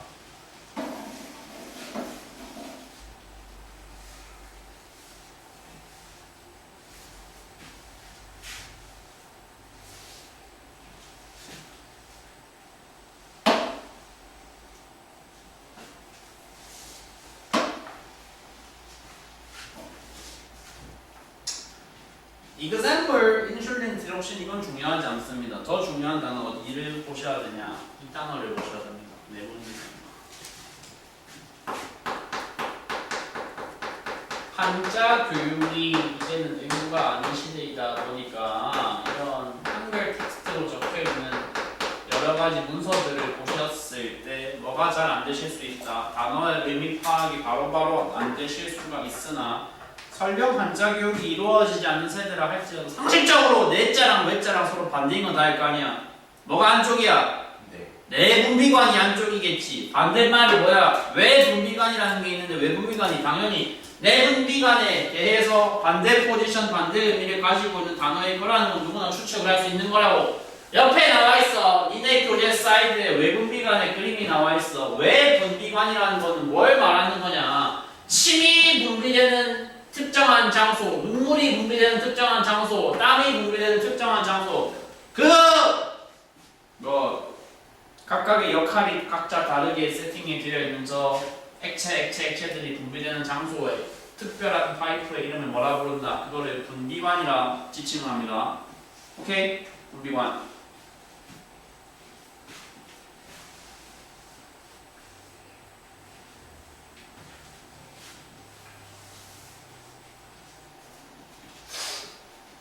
분리된 분비관이 따로 존재를 하는 셈을 외분비샘이라고 할 때 내분비관은 땀샘 마냥, 침샘 마냥, 혹은 뭐 소화샘 마냥 확실하게 분리된 모양의 어떤 샘이 존재하지 않고 슬라이드를 내가 만들어 놓진 않은데 내분비샘은 요런 니네가 보고 여기 요 이미지처럼 혈관에 자연스럽게 뭐 하도록 배치가 되어 있는 분리된 파이프가 따로 있는 게 아니라 혈관에 자연스럽게 스며들도록 배치가 되어 있는 장소를 호르몬을 생성하고 분비하는 장소 지칭하기를 뭐라고 지칭한다? 내분비샘이라 지칭을 한다. 이해됐나? 이해 대상이 아니지. 이것까지는 그냥 뭐 그치 받아들이면 되는 외우면 되는 대상들이야. 호르몬은 그래서 하는 일이 뭔가를 우리가 이해를 해봐야 되거든. 212쪽 하단에 나와 있는 표는 솔직히 그다지 중요하진 않아. 일단 넘어가 볼게. 왜요? 중요한 내용은 다 213쪽에 나와 있어. 213쪽! 아 옆에 있구나. 봐봐. 이 그림에 나와 있는 것들이 인간 몸에 존재하는 여러 종류의 것을 다 정리를 해놓은 겁니다. 내분비샘의 위치 및 기능들을 싹 다 정리를 해놓은 겁니다. 개수 세볼까요? 내분비샘의 개수만 해도 지금 몇 개가 있어요? 무려 6개가 있어요. 6개가. 위에서부터 명칭을 하나하나를 다 읽어보자면 뇌와 수체에서부터 시작을 해서 밑에 뭐가 있고 갑상샘, 부신, 이자, 그리고 정소, 난소 순서로 배치가 되어 있어. 솔직히 가슴에 손을 얹고 대답을 해봐. 죄송 괜찮수고 괜찮았지? 나쁘진 않아. 타고난 생각하거든. 비슷한 줄임말 여기 나오나? 없다. 그거 항상 나올 수 있는 거 아니야? 항상 만들 수 있는 거 아니야? 아니라고. 그거 막말로 교과과정에 날 좀 배려를 해줘야 돼. 이거는 뭐 만들 수 있으면 니네가 만들어서 나한테 좋은 거 제안해 주시면 뭐 조종호 같은 거 드릴게요. 유행의 길이도 다 지나긴 했지만 아무튼 죄송하지만 얘는 뭐 제가 더 노력을 해보겠습니다. 일단 지금은 그냥 생으로 하겠습니다. 먼저 뇌하수체가 파트가 어디에 달려있는 건지를 먼저 이해를 해봅시다. 죄송 괜찮수고에서 괜찮을 담당하는 게 간뇌라는 부분이지. 간뇌 안쪽에 낑겨있는 굉장히 깊숙한 곳에 박혀있는 저 뇌의 세부 부위를 간뇌라고 부르는데 간뇌 밑에 달려있는 일종의 혹부리처럼 생긴 파트를 뇌하수체라고 따로 이렇게 빼고 있어. 뇌하수체. 더 클로즈업을 해놓은 그림에서는 뇌하수체 전엽, 뇌하수체 부엽 이렇게 명칭을 잡고 있잖아. 전엽 부엽은 니네가 보아야 될 과정에서는 그다지 중요하지 않고 그냥 뇌하수체라는 단일한 단어 하나로만 딱 퉁쳐서 보시면 돼. 저 뇌하수체라는 혹에서 분비돼야 되는 호르몬의 종류가 몇 가지로 현재 제시가 되어 있어.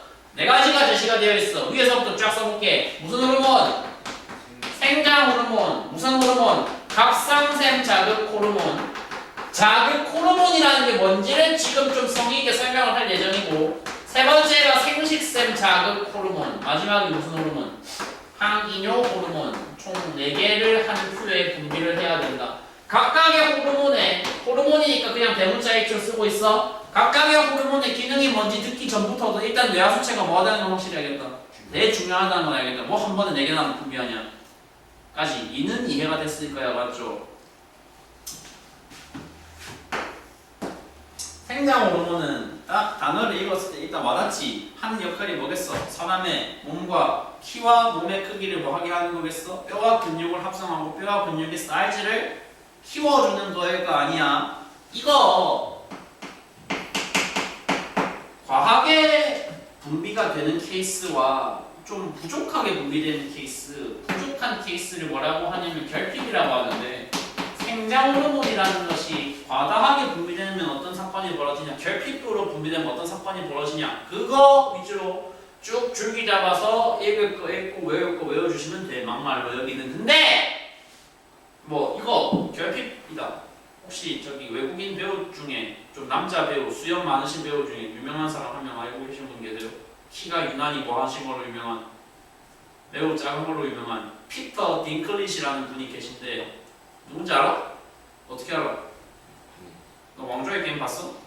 뭘 본 거야 너? 그래, 아무튼 검색해봐. 피터 딩클리지라는 아주 유명한 배우가 있어. 그러니까 키가 너무 완전 130인가 40, 120인가 아무튼 초등학생보다 진짜 더 작고, 외소증이라 그래. 외소증. 적당히 작다가 아니야. 그냥 외소증이야. 그런 경우를 외소증이라고 하는데, 뭐 물론 일상생활에 심각한 문제가 있겠지. 있으나 그럼에도 불구하고 연기적인 측면에서는 그런 비주얼이 필요한 경우가 있으니까. 왕좌의 게임이라는 거 본 적 없죠? 있는 사람? 아무튼 뭐 판타지 드라마인데 그런 경우에 안에 이제 역할을 해야 되는 좀 특이 종족으로서 출연해 주실 수 있는 비주얼이기 때문에, 그래서 간혹 가다가 그렇게 캐스팅이 될 수 있는 거란 말이야. 아무튼 결핍되게 나오면 그렇게 과하게 사이즈가 작아진다. 반대 케이스 가장 직관적으로 떠오르시는 분 누구 있을까요? 야! 요새는 아예 유튜브로 전직을 한 것 같은 느낌이 드는 어떤 과거의 씨름 및 격투기 선수, 한국에서 엄청나게 크다 하면 키 크다, 덩치 크다, 손 크고 턱 크고 얼굴 크다 하면 가장 크게 가장 대중적으로 많이 떠오르는 사람 한 명 있어. 최흥만이라는 분이 있어. 아까 생장 호르몬이 결핍되면 뭐가 일어난다고? 외소증이 일어나듯이. 그럼 외소의 반대말이 뭐게? 최홍만 같은 사람을 보고 하는 말. 저 사람 왜 이렇게 크지? 크다. 거인 같다. 그래서 이런 분을 어떤 병에 걸렸다고 얘기를 한다? 거인증에 걸렸다고 얘기를 한다. 생장 호르몬이 너무 과하게 되면, 너무 과하게 분비되면 사람의 몸이 커지고 키가 커지고 뭐 뼈가 두꺼워지고 근육도 너무 많아지면 좋은 거 아닌가요? 크면 좋은 거 아닌가요? 그것도 적당히 커야지. 보시면 그분 요새 유튜브 영상 찍는 거 보면은 텀블러라고 자기 매니저한테 시켜서 텀블러라고 가져오면 텀블러가 생수통 한 개 이런 식으로 갖고 온단 말이야. 물론 그거 약간 대본이긴 하겠지만 그런 식으로. 호르몬이라는 건 그래서 우리 몸에서 항상 분비가 되는 물질인 건데, 과다하게 분비되면 좋은 거다, 결핍되게 분비되면 좋은 거다. 둘 다 아니다. 적당히 분비돼야 좋은 거다. 적당히 분비돼야. 기능을 이해하고 각각의 기능이 너무 과다할 때, 너무 부족할 때 어떤 사건들이 벌어지는지 그런 식으로 이해를 해주시면 됩니다. 솔직히 생각해보세요.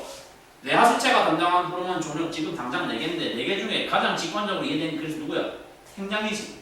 나머지 애들은 분명히 내가 생각하기엔 덜 직관적일 거야. 그치? 그 덜 직관적인 것들 한번 지금 조금 설명을 해볼게. 갑상샘 자극 호르몬이라고 하는 두 번째 담당 호르몬은 보니까 저 뇌하수체 그림 바로 아래쪽에 갑상샘이라고 하는 별도의 목가지에 있는 어떤 파트가 들어가 있어. 그러니까 갑상샘을 자극하는 호르몬이라는 워딩으로 읽히니까 여기에서 분비된 뇌하수체에서 분비된 갑상샘 자극 호르몬이 누굴 건드린다는 소리인 거야? 갑상샘을 건드린다는 소리인 거야. 근데 있잖아, 이해가 안 될 부분이 아마 있을 거야. 갑상샘의 역할은 지금 뭘 분비하는 거래? 티록신이라는 호르몬을 분비하는 거래.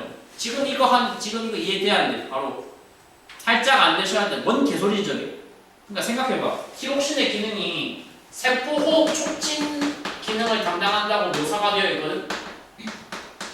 세포 호흡을 촉진한다. 체온을 상승시킨다. 그러면 사람 몸에 좀 직접적인 중요한 기능을 하는 건 누구라는 거야? 티록신이라는 거야? 자극 호르몬이라는 거야? 티록신이라는 얘기야. 그거 이해가 안 되셔야 된다. 왜 이해가 안 되는데? 굳이 이걸 거칠 필요가 뭐가 있어? 그냥 여기서 다이렉트로 티록신 분비하거나 여기서 다이렉트로 하면 되잖아. 왜 굳이 한번 돌아가냐고. 왜 굳이 한번 돌아가냐고. 막말로 지금 얘는 느낌이 그런 느낌이에요. 학교에 있는 학급에 뭐 있는 반장, 회장 있는 그런 느낌입니다. 담임 선생님이 뭔가 해야 될 일이 있어. 자기가 직접 하냐 반장한테 시키냐? 시켜요. 애초에 그러라고 뽑아놓은 거니까 가산점 같은 거 주는 대신에. 그죠? 근데 그거 굳이 필요해 안 필요해? 대부분의 행동이 안 필요해. 막말로 자기가 하는 게 더 빠르고 더 효율적인 거야. 근데 왜 하는데? 집 편하자고 하는 거 아니야. 막말로 담임쌤들은. 그렇지. 새학기에 혹시 회장 같은 거 나올 생각 있다. 재밌게 사네. 아무튼 봐봐. 사람의 몸은 그래서 이렇게 표현할 거야. 사람 몸은 진화가 지금 완전히 됐다. 완전히 완벽하고 완전히 정교하다. 맞다 아니다? 일단 사람의 눈 같은 사례를 보면 너무 정교하고 너무 훌륭해. 이 정도로 잘 만들 수가 없어. 사실 사람의 눈 같은 사례를 보면 그렇다고. 우리 몸 되게 정교하고 되게 진화 잘 된 거 맞아. 팩트야. 근데 일부는 아주 잘 됐는데 반해서 일부는 좀 덜 된 부분들이 확실히 존재해. 일부는 뭔가 비효율적인 부분들이 아직 남아있어. 비효율적인 부분들이 남아있어.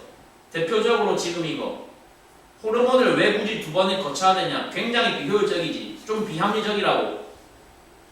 근데 이제 진화라는 게 그래서 항상 무조건 합리적이고 무조건 좋은 방향으로만 진행되는 게 아니기 때문에 그런 거고, 솔직히 호르몬보다 니네한테 듣기에 훨씬 더 직관적으로 와닿을 예시가 따로 다른 게 있어. 뭐 이렇게 사람 몸에 남아있는 그냥 호르몬 이런 거 말고 직관적으로 바로 관찰되는 굉장히 현재까지 남아있는 불합리한 진화 증거 중에 하나 뭐 이렇게 있어. 확실히 당장 다들 떠올릴 수 있는 거. 사람이 아직도 진화가 덜 됐다는 가장 객관적인 증거 중에 하나가 여기 있어. 목에 있어. 뭐랑 뭐가 합쳐져 있어. 음식물 들어가는 구멍이랑 공기 구멍이 같은 구멍이야. 맞지? 생각해봐.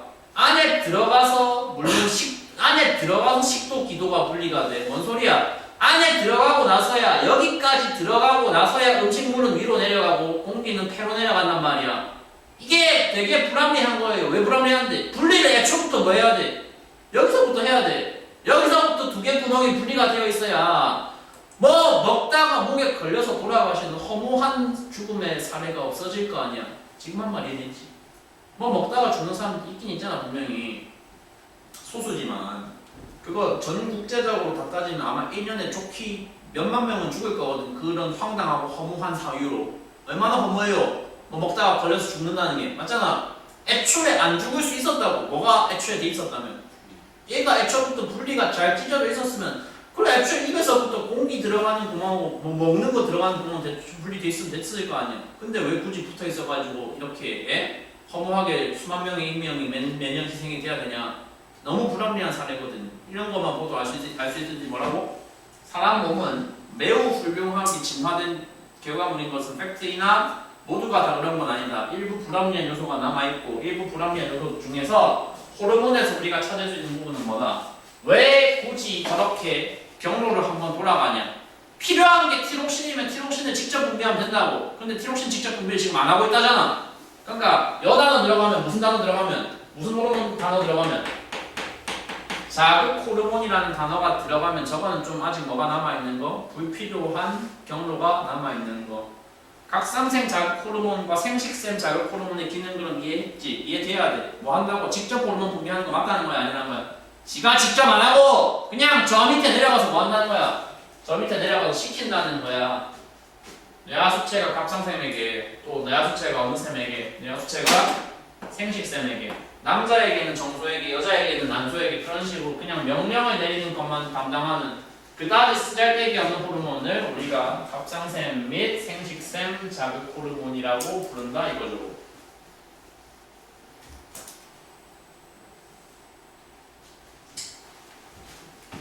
기능이 그래서 그다지 어렵지 않게 이해가 됐을 거라고 생각을 합니다. 자, 마지막 호르몬은 지금 항이뇨 호르몬이라는 명칭이 나와 있어. 단어 뜻을 잠깐 분해를 해볼게. 이뇨라는 건 오줌을 만든다는 뜻이야. 항은 뭐냐면 그 앞에 붙어있는 항은 저항한다, 반항한다의 뜻을 달고 있는 접두어라고 생각하시면 돼. 그러니까 항이뇨라는 건 오줌이 잘 나오게 하는 호르몬이야, 덜 나오게 하는 호르몬이야. 기본적으로 덜 나오게 하는 호르몬이야.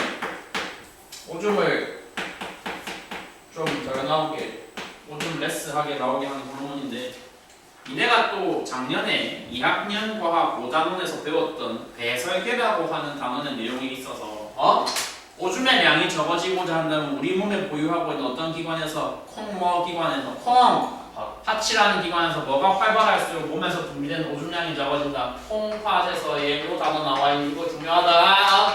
뭐가 촉진돼야 된다. 물에 제흡수라는 게 촉진이 돼야 된다. 제흡수가 뭐지? 제흡수가 뭐지? 일단 콩팥에서 뭐 지난 아마도 니네가 작년에 들었는데 지금쯤 분명히 까먹었을 단어들, 추억의 단어들 몇 개 읊어줄게. 네프론이라는 게 있고, 네프론에서 뭐가 일어난다. 일단 여과가 일어나고, 여과 다음 절차로 제흡수가 일어나고, 제흡수 다음으로 분비가 일어나서 최종적으로 오줌관 통해서 오줌이 배출되는 형태잖아. 맞나? 제흡수라는 거는 몸에서 뭐를 필요로 하기 때문에, 수분을 필요로 하기 때문에 오줌으로 버리기 아까운 물들을 다시 빨아들이는 절차를 제흡수라고 했단 말이야. 그 제흡수를 촉진한다고 어떤 호르몬이? 어떤 호르몬이? 항이뇨 호르몬이라는 호르몬이. 해서 그 항이뇨 호르몬을 분비하는 내분비샘을 명칭을 우리는 뭐라고 부를 거다?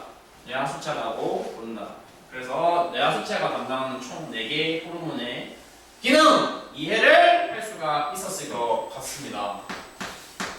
밑으로 갈게요. 갑상샘 내분비샘이 담당하는 호르몬은 티록신이라고 합니다. 티록신. 티록신의 기능은 아까 썼죠. 세포 호흡을 촉진시킨다. 체온을 높게 유지한다. 오늘 집 가는 길에 핸드폰 데이트 있지? 3월 1일 보통 다 들어오지? 제가 잘 모르겠어요. 전 무제한이라서. 아무튼 집 가는 길에 핸드폰으로 데이트 있으면 한번 검색해봐. 어떤 사람 이름 한번 검색해봐.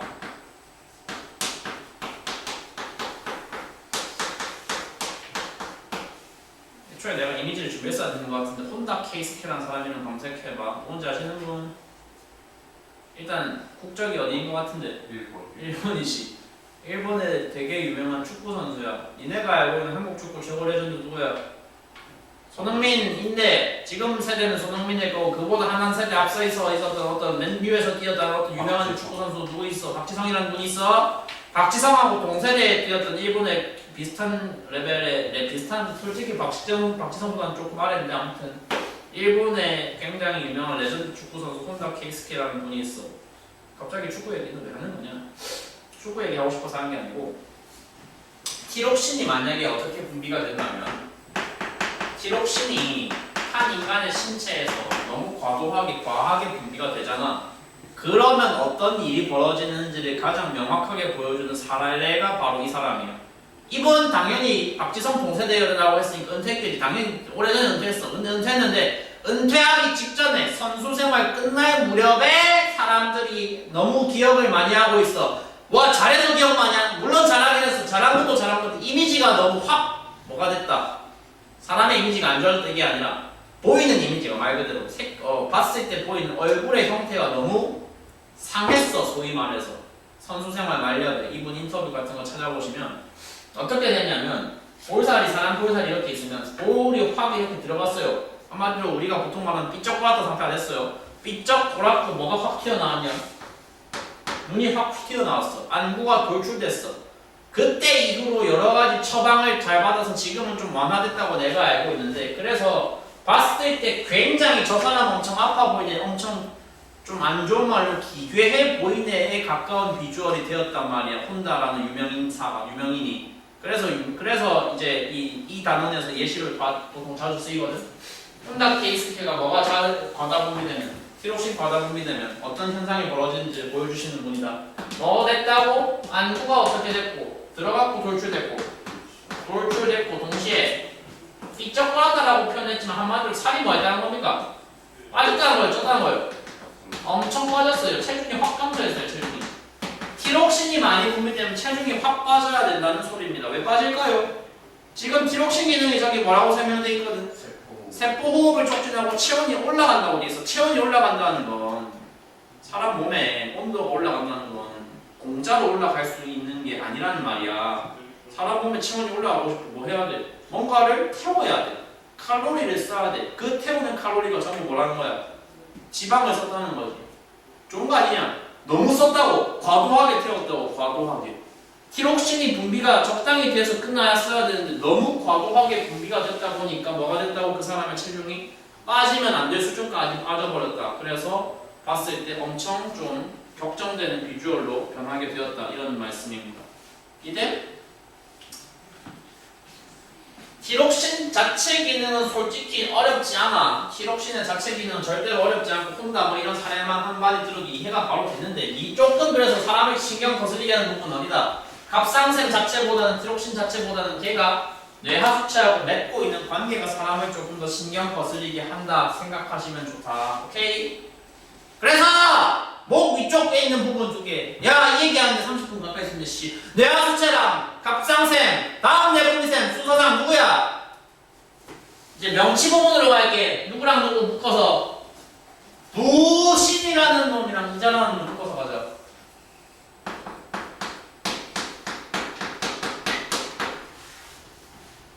이자는 좀 중요하다. 기관의 이자, 그러니까 우리 몸에서 이자는 좀 중요하다. 왜 중요하다면 이런 질문 해볼게. 이거는 교재에 나와있지 않은 질문이니까 같이 적어놔봐. 이자라는 기관에 대해서 내가 만약 이런 질문을 던져본다면 이자는 내분비샘인가? 외분비샘인가? 대답 뭐라고 나와야 되게? 예스로 나와야 되게, 노로 나와야 되게. 내가 의도를 뭐를 가지고 질문을 하는 걸까? 대답을 해봅시다. 맞는 대답 하시는 분 일찍 보내드릴게요. 5분 정도. 이자는 내분비샘이다, 외분비샘이다.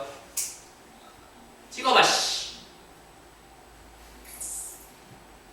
일찍 보내준다고. 조건을 바꿀까 그럼? 대답 안 하면 늦게 간다. 혹시 뭐 뒤에 특별한 약속이 있으신 분 없죠? 뭐? 저 3시 반까지 하고 올까요? 여기를 핑계로 짤 수 있게 해줄게. 네. 이 수학학원 어디야? 메신저야? 어디야?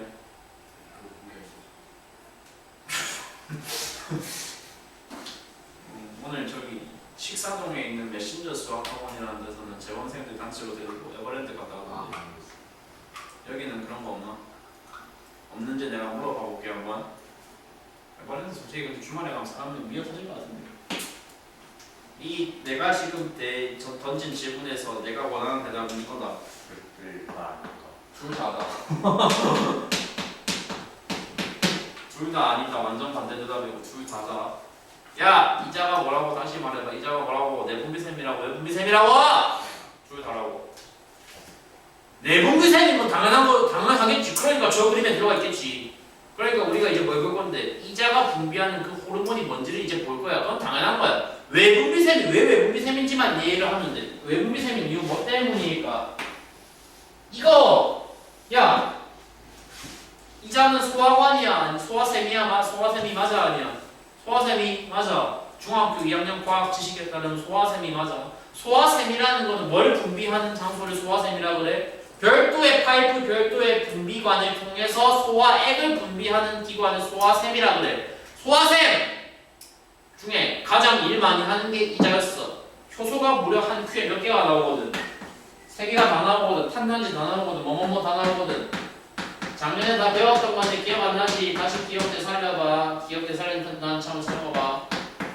탄수화물 소화하는 아밀레이스가 나오고 단백질 소화하는 트립신이 나오고 마지막에 뭐가 나온다? 지방을 소화하는 라이페이스가 나온다.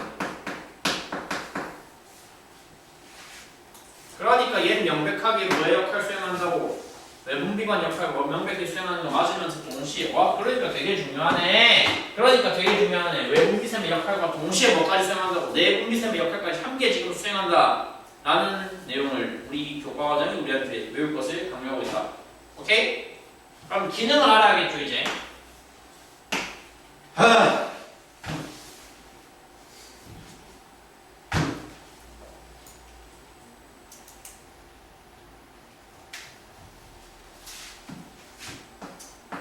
분비하는 호르몬은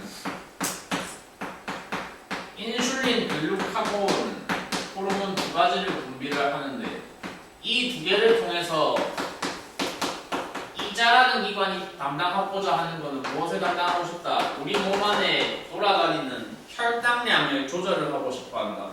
니네 당뇨병이라는 병 뭔지 알아? 알지? 들어는 봤지? 증상은 정확히 모른다 쳐도 뜻풀이 간단하게 해줄게. 걔도 되게 간단해. 당뇨라는 게 뭐야? 당이 설탕, 묘가 뭐야? 오줌에 뭐 섞여 나오는 거? 나오면 안 되는 당이 섞여 나오는 걸 당뇨라 그러는데 왜 나오겠어 그러면? 내 피 안에 당이 많아서 나오는 걸까? 당이 적어서 나오는 걸까? 너무 많아서 많다 하다가 갈 데가 없어서 이제 아예 어디에 섞여 나오는 오줌에 섞여 나오는 비극적인 사태를 당뇨라고 한단 말이야. 이랬지? 그러니까 당뇨병에 걸린 사람들은 그럼 어떤 호르몬이 부족하기 때문에 그런 사태를 겪고 있는 거냐라고 했을 때 인슐린이라는 매우 중요한 호르몬이 그분들은 자연적으로 분비가 잘 안 돼. 인슐린 담당하는 이게 뭐거든? 혈당을 감소시키는 걸 담당하거든 아니면 높이는 걸 담당하거든. 혈당량을 감소시켜주는 너무 중요한 호르몬이거든. 밥 먹으면 졸리죠? 네. 아 망설이면 대답하네. 왜 졸리냐면 이거 지금 하는 말은 안 써도 된다. 그냥 관심 가지라고 드리는 말씀이니까 인슐린이 분비돼서 그래. 밥 먹으면 혈당이 기본적으로 누구나 다 올라가야 돼. 뭐 어른들한테 물어보면 그런 말 다들 아실 거야. 건강 용어로 혈당 스파이크라는 말 다들 아실 거야. 밥 먹고 특히 아침에 뭐 밀가루 같은 거 먹으면 혈당이 너무 빨리 올라간단 말이야. 위험하거든 그런 거. 혈당이 너무 빨리 올라가면 몸은 그거에 대해서 어떻게 대응을 하려고 하냐. 빨리 뭐 해야 돼? 혈당이 빨리 늘어나고 있어. 빨리! 야 빨리 혈당이 늘어나면 빨리 뭐 해야 돼? 감소시켜야 돼. 그러려면 인슐린이 나와야 돼. 어떻게 나와야 돼? 많이 나와야 돼. 근데 인슐린의 부작용 중에 하나가 그거거든. 인슐린이 분비가 많이 되면 갑자기 사람이 뭐가 돼요? 갑자기 졸음이 밀려가지고. 그래서 졸리는 겁니다. 오케이? 안 졸리고 싶으면 점심에 아예 뭘 안 먹으면 된다. 뭐 안 하면 밥을 안 먹으면 된다. 야 혹시 앉아있는 분들 중에 내 나이 몇 살인지 아는 사람? 찍어봐. 니 혹시 알아? 찍어봐 대충. 니네가 축축할 수 있는 나이라고 해봤자 뭐 30대 아니면 40대 둘 중 하나일 거 아니야. 20대는 아닐 거고. 혹시 20대인 것 같다. 28. 야 니가 말해 그래서 유창. 솔직히 말할게요. 저 솔직히 근데 밖에 나가면 그러니까 립 서비스가 아니고 동안이라는 소리 종종 듣는 편이긴 해요. 에? 32살이거든요. 32살. 32살. 그러니까 20대라고 보아주시는 분들이 일단 있긴 있다고 내가 장난척을 하는 게 아니라 객관적으로 그렇긴 그렇긴 하거든. 개인적으로 편의점 갈 때 그래서 신분증 검사 좀 받을까 안 받을까 그거 기대하는 편이긴 한데 이건 개소리고 아무튼 그 인슐린이 되게 대표적인 노화 호르몬이야. 노화 호르몬. 그러니까 우리 뭐 연예인들 중에 관리 잘하는 분들 보면 나 같은 좀 애매한 동안들 말고 진짜 찐 동안들 있잖아. 한 40, 50대 얼굴 봤을 때 20, 30대 보이는 그런 사람들 있잖아. 그런 분들 특히 여자 연예인들 대표적으로 뭐로 유명하냐면 밥을 많이 먹는 걸로 유명하게 좀 덜 먹는 걸로 유명하게 소식하는 걸로 유명해. 소식하면 호르몬이 인슐린이 많이 나온다 덜 나온다? 덜 나오는 거죠. 혈당량이 높아질 일이 없으니까. 그러니까 노화 호르몬이 덜 나온다는 거야. 그러니까 젊어 보인다는 거야. 젊게 살고 싶으면 소식하라고. 그러니까 니네는 해당 사항 없고 나한테 해당 사항 있고 그렇거든요. 저도 이제 뭐 웬만하면 저녁을 좀 안 먹으려고 하는 주의긴 한데 항상 보면 이렇게 강의를 하고 보면 항상 좀 힘들기 때문에 안 먹을 수가 없는 좀 안타까운 상태입니다. 야! 생각을 해봐 이제. 내분비샘에서 그러니까 그 이자에서 분비하는 호르몬은 두 종류인데 하나가 인슐린이고 하나가 글루카곤인데 담당하는 기능이 똑같으면 뭐 그냥 분비를 하나만 하면 되지 왜 굳이 다르게 했겠어? 왜 굳이 호르몬의 종류가 두 개겠어? 이유가 뭐겠어? 기능이 완전히 뭐니까? 안 되니까 혈당량 감소시키는 게 있으면 혈당량 뭐 할 수 있는? 확 올리는 증가라고 하면 양이 늘어난다는 건데 혈당량을 상승시키는 뭔가가 있다고. 혈당량 뭐 썼으면 어쩔 수 없고 저하 혈당량 상승시키는 완전 반대작용을 하는 두 가지 호르몬을 이자에서는 동시에 분비를 하고 있다 말이다.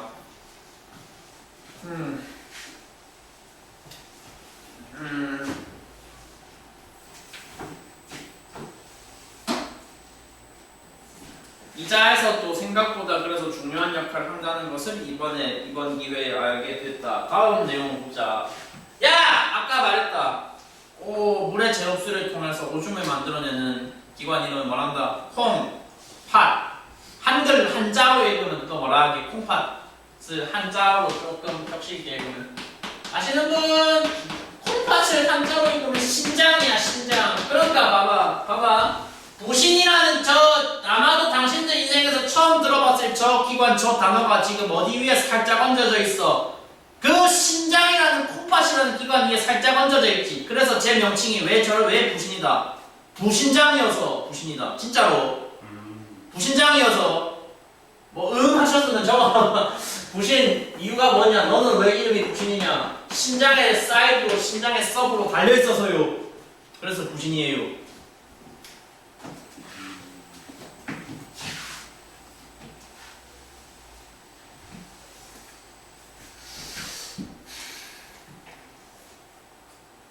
나와 있는 호르몬 단어들 다시 한번 복습 차원에서 다시 보자. 생리학 호르몬, 갑상선 자극 호르몬, 생식선 자극, 항균형 호르몬, 뭐 디옥신, 글루카곤, 인슐린 읽어봤는데 하나도 알고 있는 게 하나도 없네.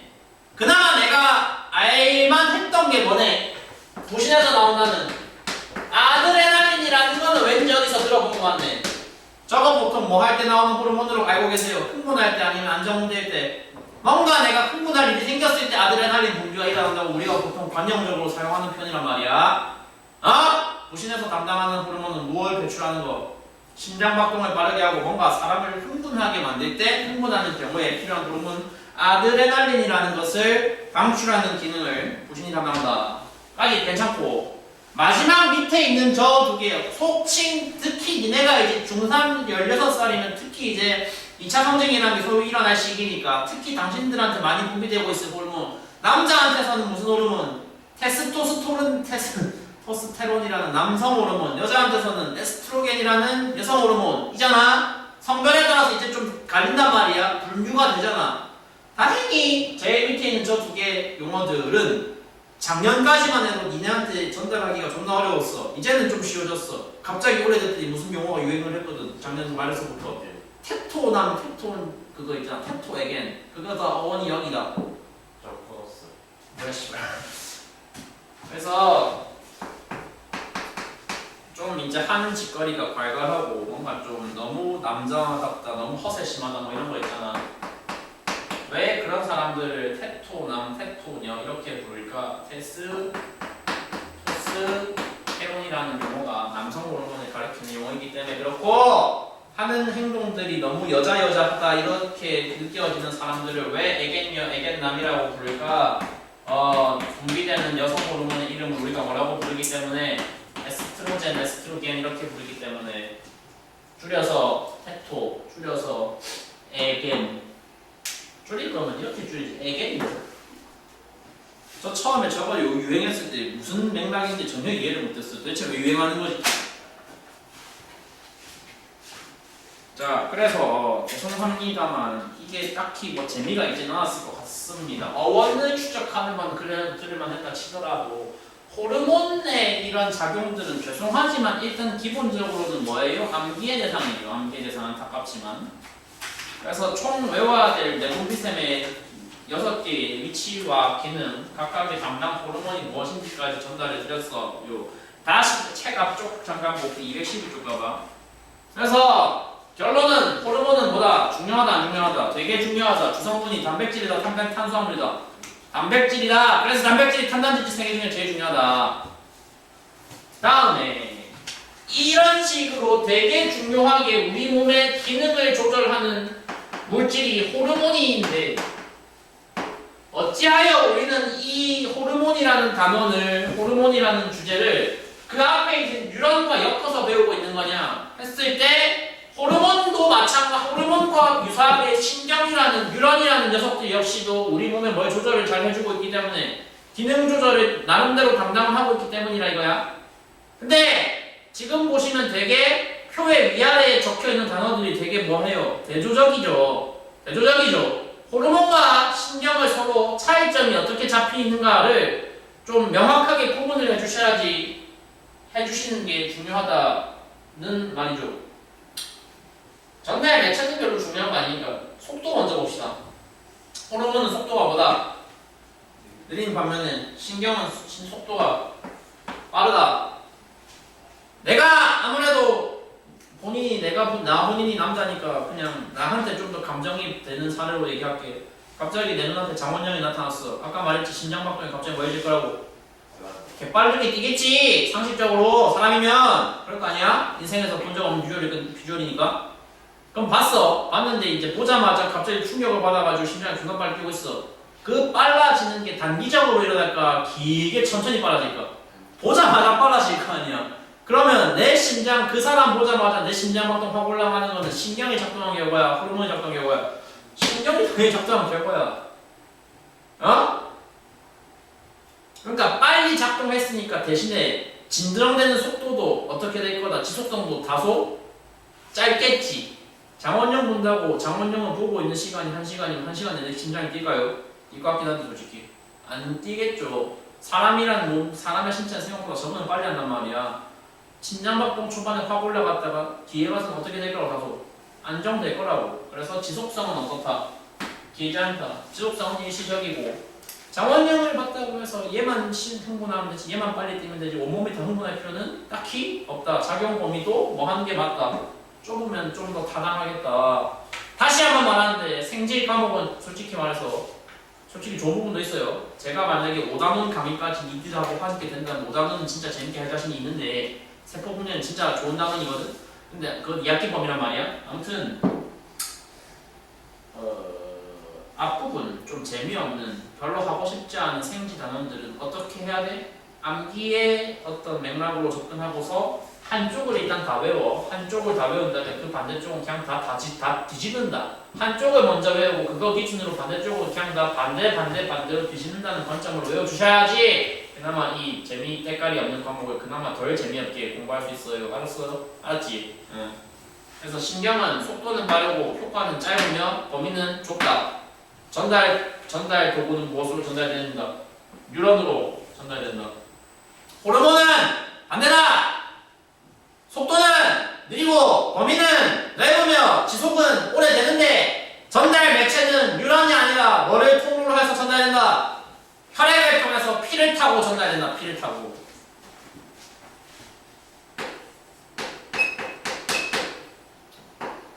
이 페이지의 내용 마지막으로 여기까지 정리하고 같이 문제 풀어볼 건데 잘 봐봐.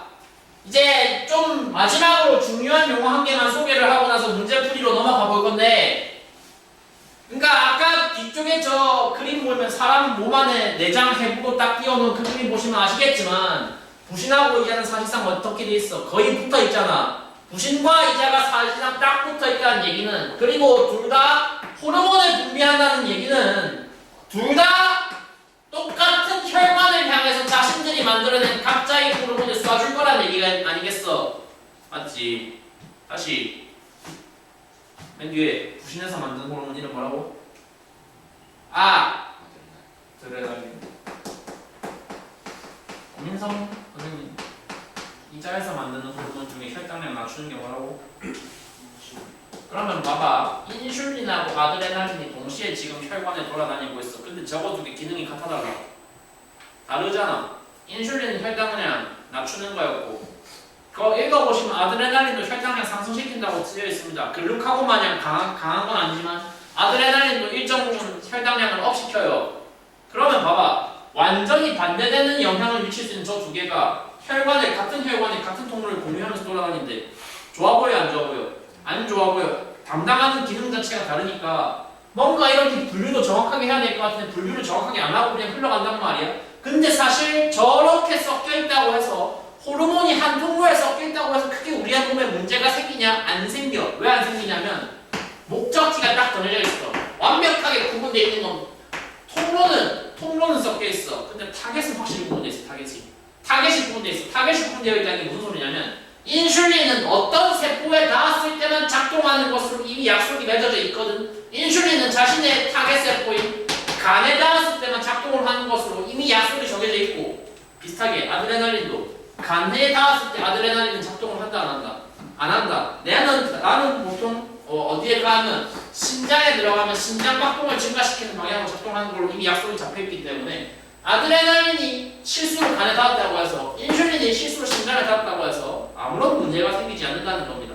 이렇게 호르몬 종류별로 어디를 노릴 것으로 이미 약속이 잡혀있는 저러한 관계를 생명과학에서는 표적세포라는 용어로 표현을 합니다. 표적세포. 이 단어가 좀 중요해요.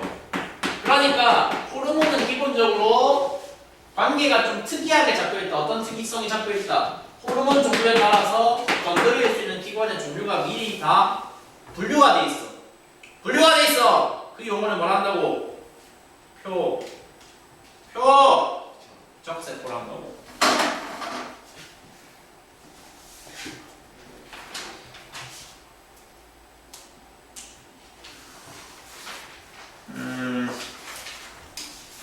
뭔가 좀 시간이 애매하게 남을 것 같지만 저는 일단 문제를 풀어볼게요. 자, 220쪽 가볼게요. 야, 슬라이드 지우고 칠판 정리하는 동안 220쪽에 1번 문제 일단 읽고 있어봐.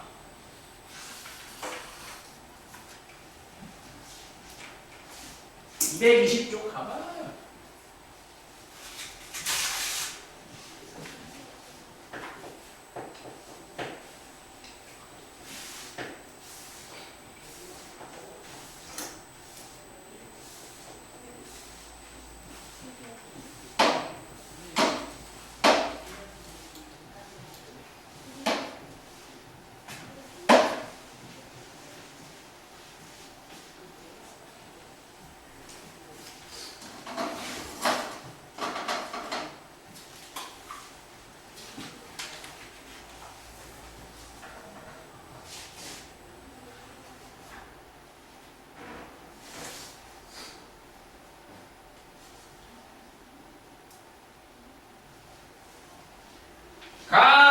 그림 보고 판단해봐. 별도의 분리된 분비관이 있다 없다.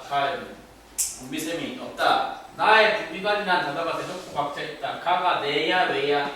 내 분비관. 나가 무슨 분비샘? 왜 분비샘이네? 기억 맞네. 그래서 내 분비샘에서 분비되는 거를 무슨 용어로 지칭을 한다고? 호르몬으로 지칭을 한다고. 호르몬. 그래서 호르몬에서 가의 분비물은 호르몬인데 호르몬은 혈액을 통해 만든다. 맞네.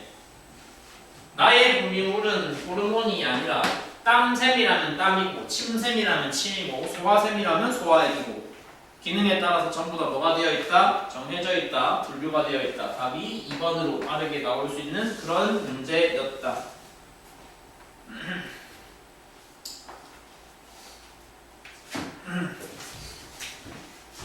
이번은 어차피 1번 문제 재탕이니까 넘어가도록 하고 3번 호르몬에 대한 설명으로 옳지 않은 것은 이거 쭉 읽다가 보시면 어느 선지에서 걸릴 거냐면 4번에서 걸릴 거는 제가 아직 얘기 안 했거든요.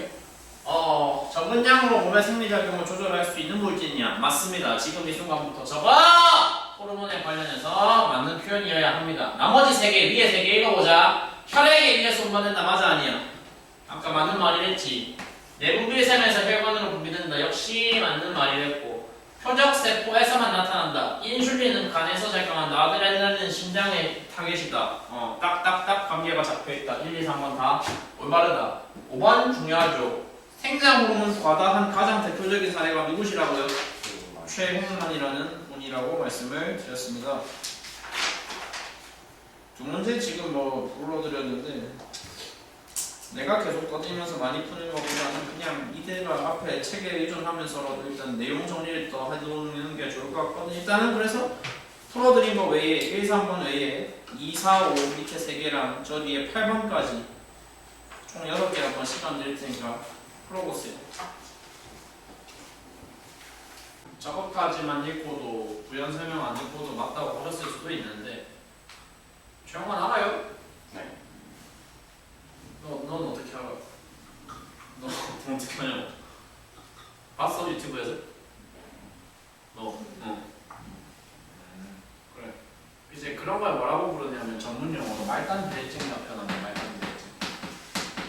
그러니까 들으면서 혹시 그거 궁금하셨을지 모르겠는데 생장 호르몬의 표적 세포는 어디일까? 생장 호르몬은 표적 세포가 딱히 없어. 온몸이야. 왜냐하면 사이즈가 커져야 되는 성장기에 커지고 길어져야 되는 기관은 특별히 내 발, 내 손 어디로 정해져 있는 게 아니라 다 커져야 되잖아. 모든 뼈와 모든 근육이 다 커져야 되니까 생장 호르몬은 기본적으로 모든 장소에 다 들어가. 모든 장소를 다 타겟으로 해. 근데 최홍만 같은 이런 과다증을 겪는 분들은 어떤 문제가 특별히 더 있냐면 손이 커진대, 코와 입이 두꺼워진대. 그리고 여기 표현은 안 돼 있지만 그분 비주얼이 어떤 상태냐? 머리가 일단 크고 턱도 대단히 발달이 많이 되셨어. 그런 부분들 지금 말한 거 손과 발과 턱 그리고 얼굴에 해당하는 코, 입, 턱과 같은 부분들은 전부 다 어디냐? 몸의 끝부분이야. 몸의 말단 부분이야. 그러니까 성장 호르몬이 다 너무 과다하게 온몸을 다 휘젓고 있는 건 맞아. 근데 끝부분에 갔어. 끝부분에 가면은 혈관이 뭐가 돼 있는데 다시 돌아와야 되잖아. 돌아오는 구간에서 생장 호르몬이 계속 끝부분에 뭐가 된다고? 고여요. 쌓여요. 다른 부분들 다 영향 받는 거 맞는데 특별히 더 강하게 티가 나는 데가 그래서 어디라고?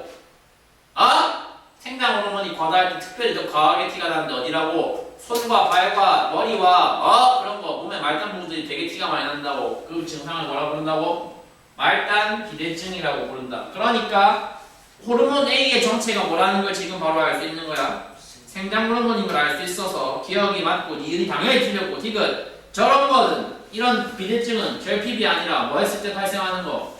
많을 때 발생하는 거니까. 그래서 답이 1번으로 뭐 쉽게 이렇게 나올 수 있는 그런 문제였던 것 같습니다. 죄송하지만 아직 시간이 조금 남았기 때문에 막간을 이용하여 제가 실력 강화에 있는 문제 한 개만 풀고 맞춰보도록 할게요. 223쪽 03번 같이 봐봐. 생명과학을 표정을 그래. 평소에 많이 까는 사람임에도 불구하고 제가 개인적으로 좋아하는 소재이고 문제 중에 하나가 저거 혈당량 변화 문제입니다. 잘 봐봐요. 아까 말했죠. 그러니까 밥 먹으면 졸린 이유 그리고 소식하는 사람이 동안인 이유가 뭐 때문이라고? 인슐린 분비가 덜 나오기 때문이야. 식사를 하면 굳이 밀가루, 굳이 단 걸 안 먹더라도 기본적으로 혈당은 무조건 올라간단 말이야. 모든 사람이. 올라간 혈당을 뭐 하는 게 우리 몸에 굉장히 중요하다고. 빨리 올라간 혈당을 어떻게든 끌어내려야 돼. 끌어내리기 위해서 바로 분비돼야 돼. 어떤 호르몬이? 인슐린이라는 호르몬이 식사가 되자마자, 식사 끝나자마자, 식사 직후에 바로 나와야 돼. 까지 이해됐지? 그러니까 일단 구간 A는 어느 구간이에요? 글루카곤 분비가 증가하면 된다는 거죠. 인슐린과 글루카곤 완전 반대말이에요. 이미 구간 A에서 혈당량 올라가 있잖아. 맞지? 저기서 만약에 글루카곤 분비가 됐어봐. 혈당량이 높은데 혈당을 한 번 더 높인다는 거야. 뭐 하라는 거야? 죽으라는 거야 진짜로. 혈당 쇼크라는 게 있어. 죽어 잘못하면. 이거 단순히 피가 좀 달아지고 덜 달아지고 이거 문제가 아니야. 진짜 죽어 잘못하면. 글루카곤 분비되면 큰일 나 저기서. 이거 먼저 할게. 운동을 하면 세포에서 혈액으로 이동하는 포도당의 양이 증가하려고 했는데 지금 운동이라는 이벤트, 운동이라는 단어가 나와있더니 뭐가 됐어? 식사랑 완전히 반대 현상이 났어. 식사랑 완전히 반대 현상은 뭐야? 혈당량이 뭐가 됐어? 낮아졌어. 낮아지는 것도 근데 문제다. 사람 몸이라는 건 이 단어의 이름이 항상성이라 했어. 항상성. 항상성이라는 게 무슨 뜻이게? 자신의 원래 상태를 계속해서 뭐하려는 성질, 유지 보존하려는 성질이란 말이야. 높아지는 것도 문제지만 낮아지는 것도 문제야. 그래서 인슐린만 필요한 게 아니라 누구도 필요하다는 거야? 글루카곤이 같이 필요하다는 거야. 글루카곤. 지금 앞에서 반응된 얼추 봤을 때는 인슐린이 혈당 혈당량 낮춘다, 글루카곤이 혈당량 높인다. 이거는 다들 이해하고 계신 것 같거든. 그래서 마지막 추가된 요 내용까지만 하고 마칠 건데 글리코젠이라는 용어가 한 개가 지금 튀어나올 거야. 여기가 또 사람을 열받게 하는 부분이야. 왜 열받는데? 글루카곤이랑 존나 비슷하잖아. 글루카곤, 글리코젠이 명확히 다른 언어다. 명확히 다른 언어이기 때문에 설명을 하고 있는 거다. 인슐린의 역할은 뭐냐면 우리 몸 안에 돌아다니는 포도당을 그림으로 그리면 이렇게 생겼다. 육각형 다이아몬드 한 개에 해당하는 어떤 그림. 저 조그마한 알갱이들을 모아가지고 글리코겐의 형태로 뭐 하는 거야? 가공을 해주는 게 인슐린의 역할이라고 생각하시면 돼. 글리코겐의 형태로 가공한다는 건 저 구슬 형태를 어떻게 하는 거야? 전부 다 목걸이 마냥 쫙 이어주는 거야. 저 이어줘서 글리코겐 다당류의 형태로 만들어서 그대로 어디에 킵해버리도록, 저대로 간에 저장해버리도록. 그래야 피를 자유롭게 돌아다니는 뭐의 양이 낮아지거든. 그래야 피를 자유롭게 돌아다니는 혈당의 농도가 분량이 낮아질 수 있거든. 그러면 생명과학 기준 하나만 잘 잡으라고. 인슐린이 그런 역할이면 글루카곤은 당연히 뭐겠어? 완전 반대 역할이겠지. 뭐 하고 있었던 간에 잘 저장되어 있었던 글리코젠의 일부를 뭐해서 바로 풀어서 이런 목걸이를 해체시켜서 구슬의 형태로 바꾼 다음에 구슬의 형태로 바꿔서 그대로 뭐하게? 혈액을 자유롭게 돌아다닐 수 있게 하면서 혈당량을 낮아져 있던 혈당량을 다시 높게 바꿔주는 역할을 글루카곤이라는 호르몬이 담당한다는 소리야. 읽어볼게. 간에서 글리코젠이 포도당으로 전환되는 구간은 B에서 A에서보다 많다. 혈당량을 높여야 되는 구간이 B야 A야. 야, 혈당량 높여야 되는 A였어 B였어? B였지? B였어. B야. 혈당량 높일 건데 글리코젠을 포도당으로 전환시키는 게 혈당량 높이는 절차야? 혈당량을 낮추는 절차야? 이게 혈당량을 업시키는 높이는 절차였어. 그래서 니은이 뭐다? 맞는 얘기를 한다는 소리야. 지금 운동을 하면 세포에서 혈액으로 이동하는 포도당 양이 증가한다. 혈액에 포도당이 자유롭게 돌아다닌다를 줄여서 말하라. 그것이 뭐다? 혈액에 자유롭게 돌아다니는 포도당이 많다. 그게 곧 혈당량이 무슨 상태인 거다? 높은 상태인 거다. 그러니까 운동을 하면 혈당량이 높아져야 돼, 낮아져야 돼? 낮아져야 돼. 낮아지려면 세포에서 혈액으로 가야 돼, 혈액에서 세포로 가야 돼. 포도당이 세포에서 혈액으로 가야 돼, 혈액에서 세포로 가야 돼. 낮아지려면 혈액에서 세포로 가야 돼, 세포에서 혈액으로 가야 돼. 대답 한번 보내줄게. 혈당량 낮아지려면 포도당은 혈액에서 세포로, 세포에서 혈액으로. 혈액에서 세포로. 그래, 그럼 이거 틀렸다고. 까지 하고 오늘 끝을 내고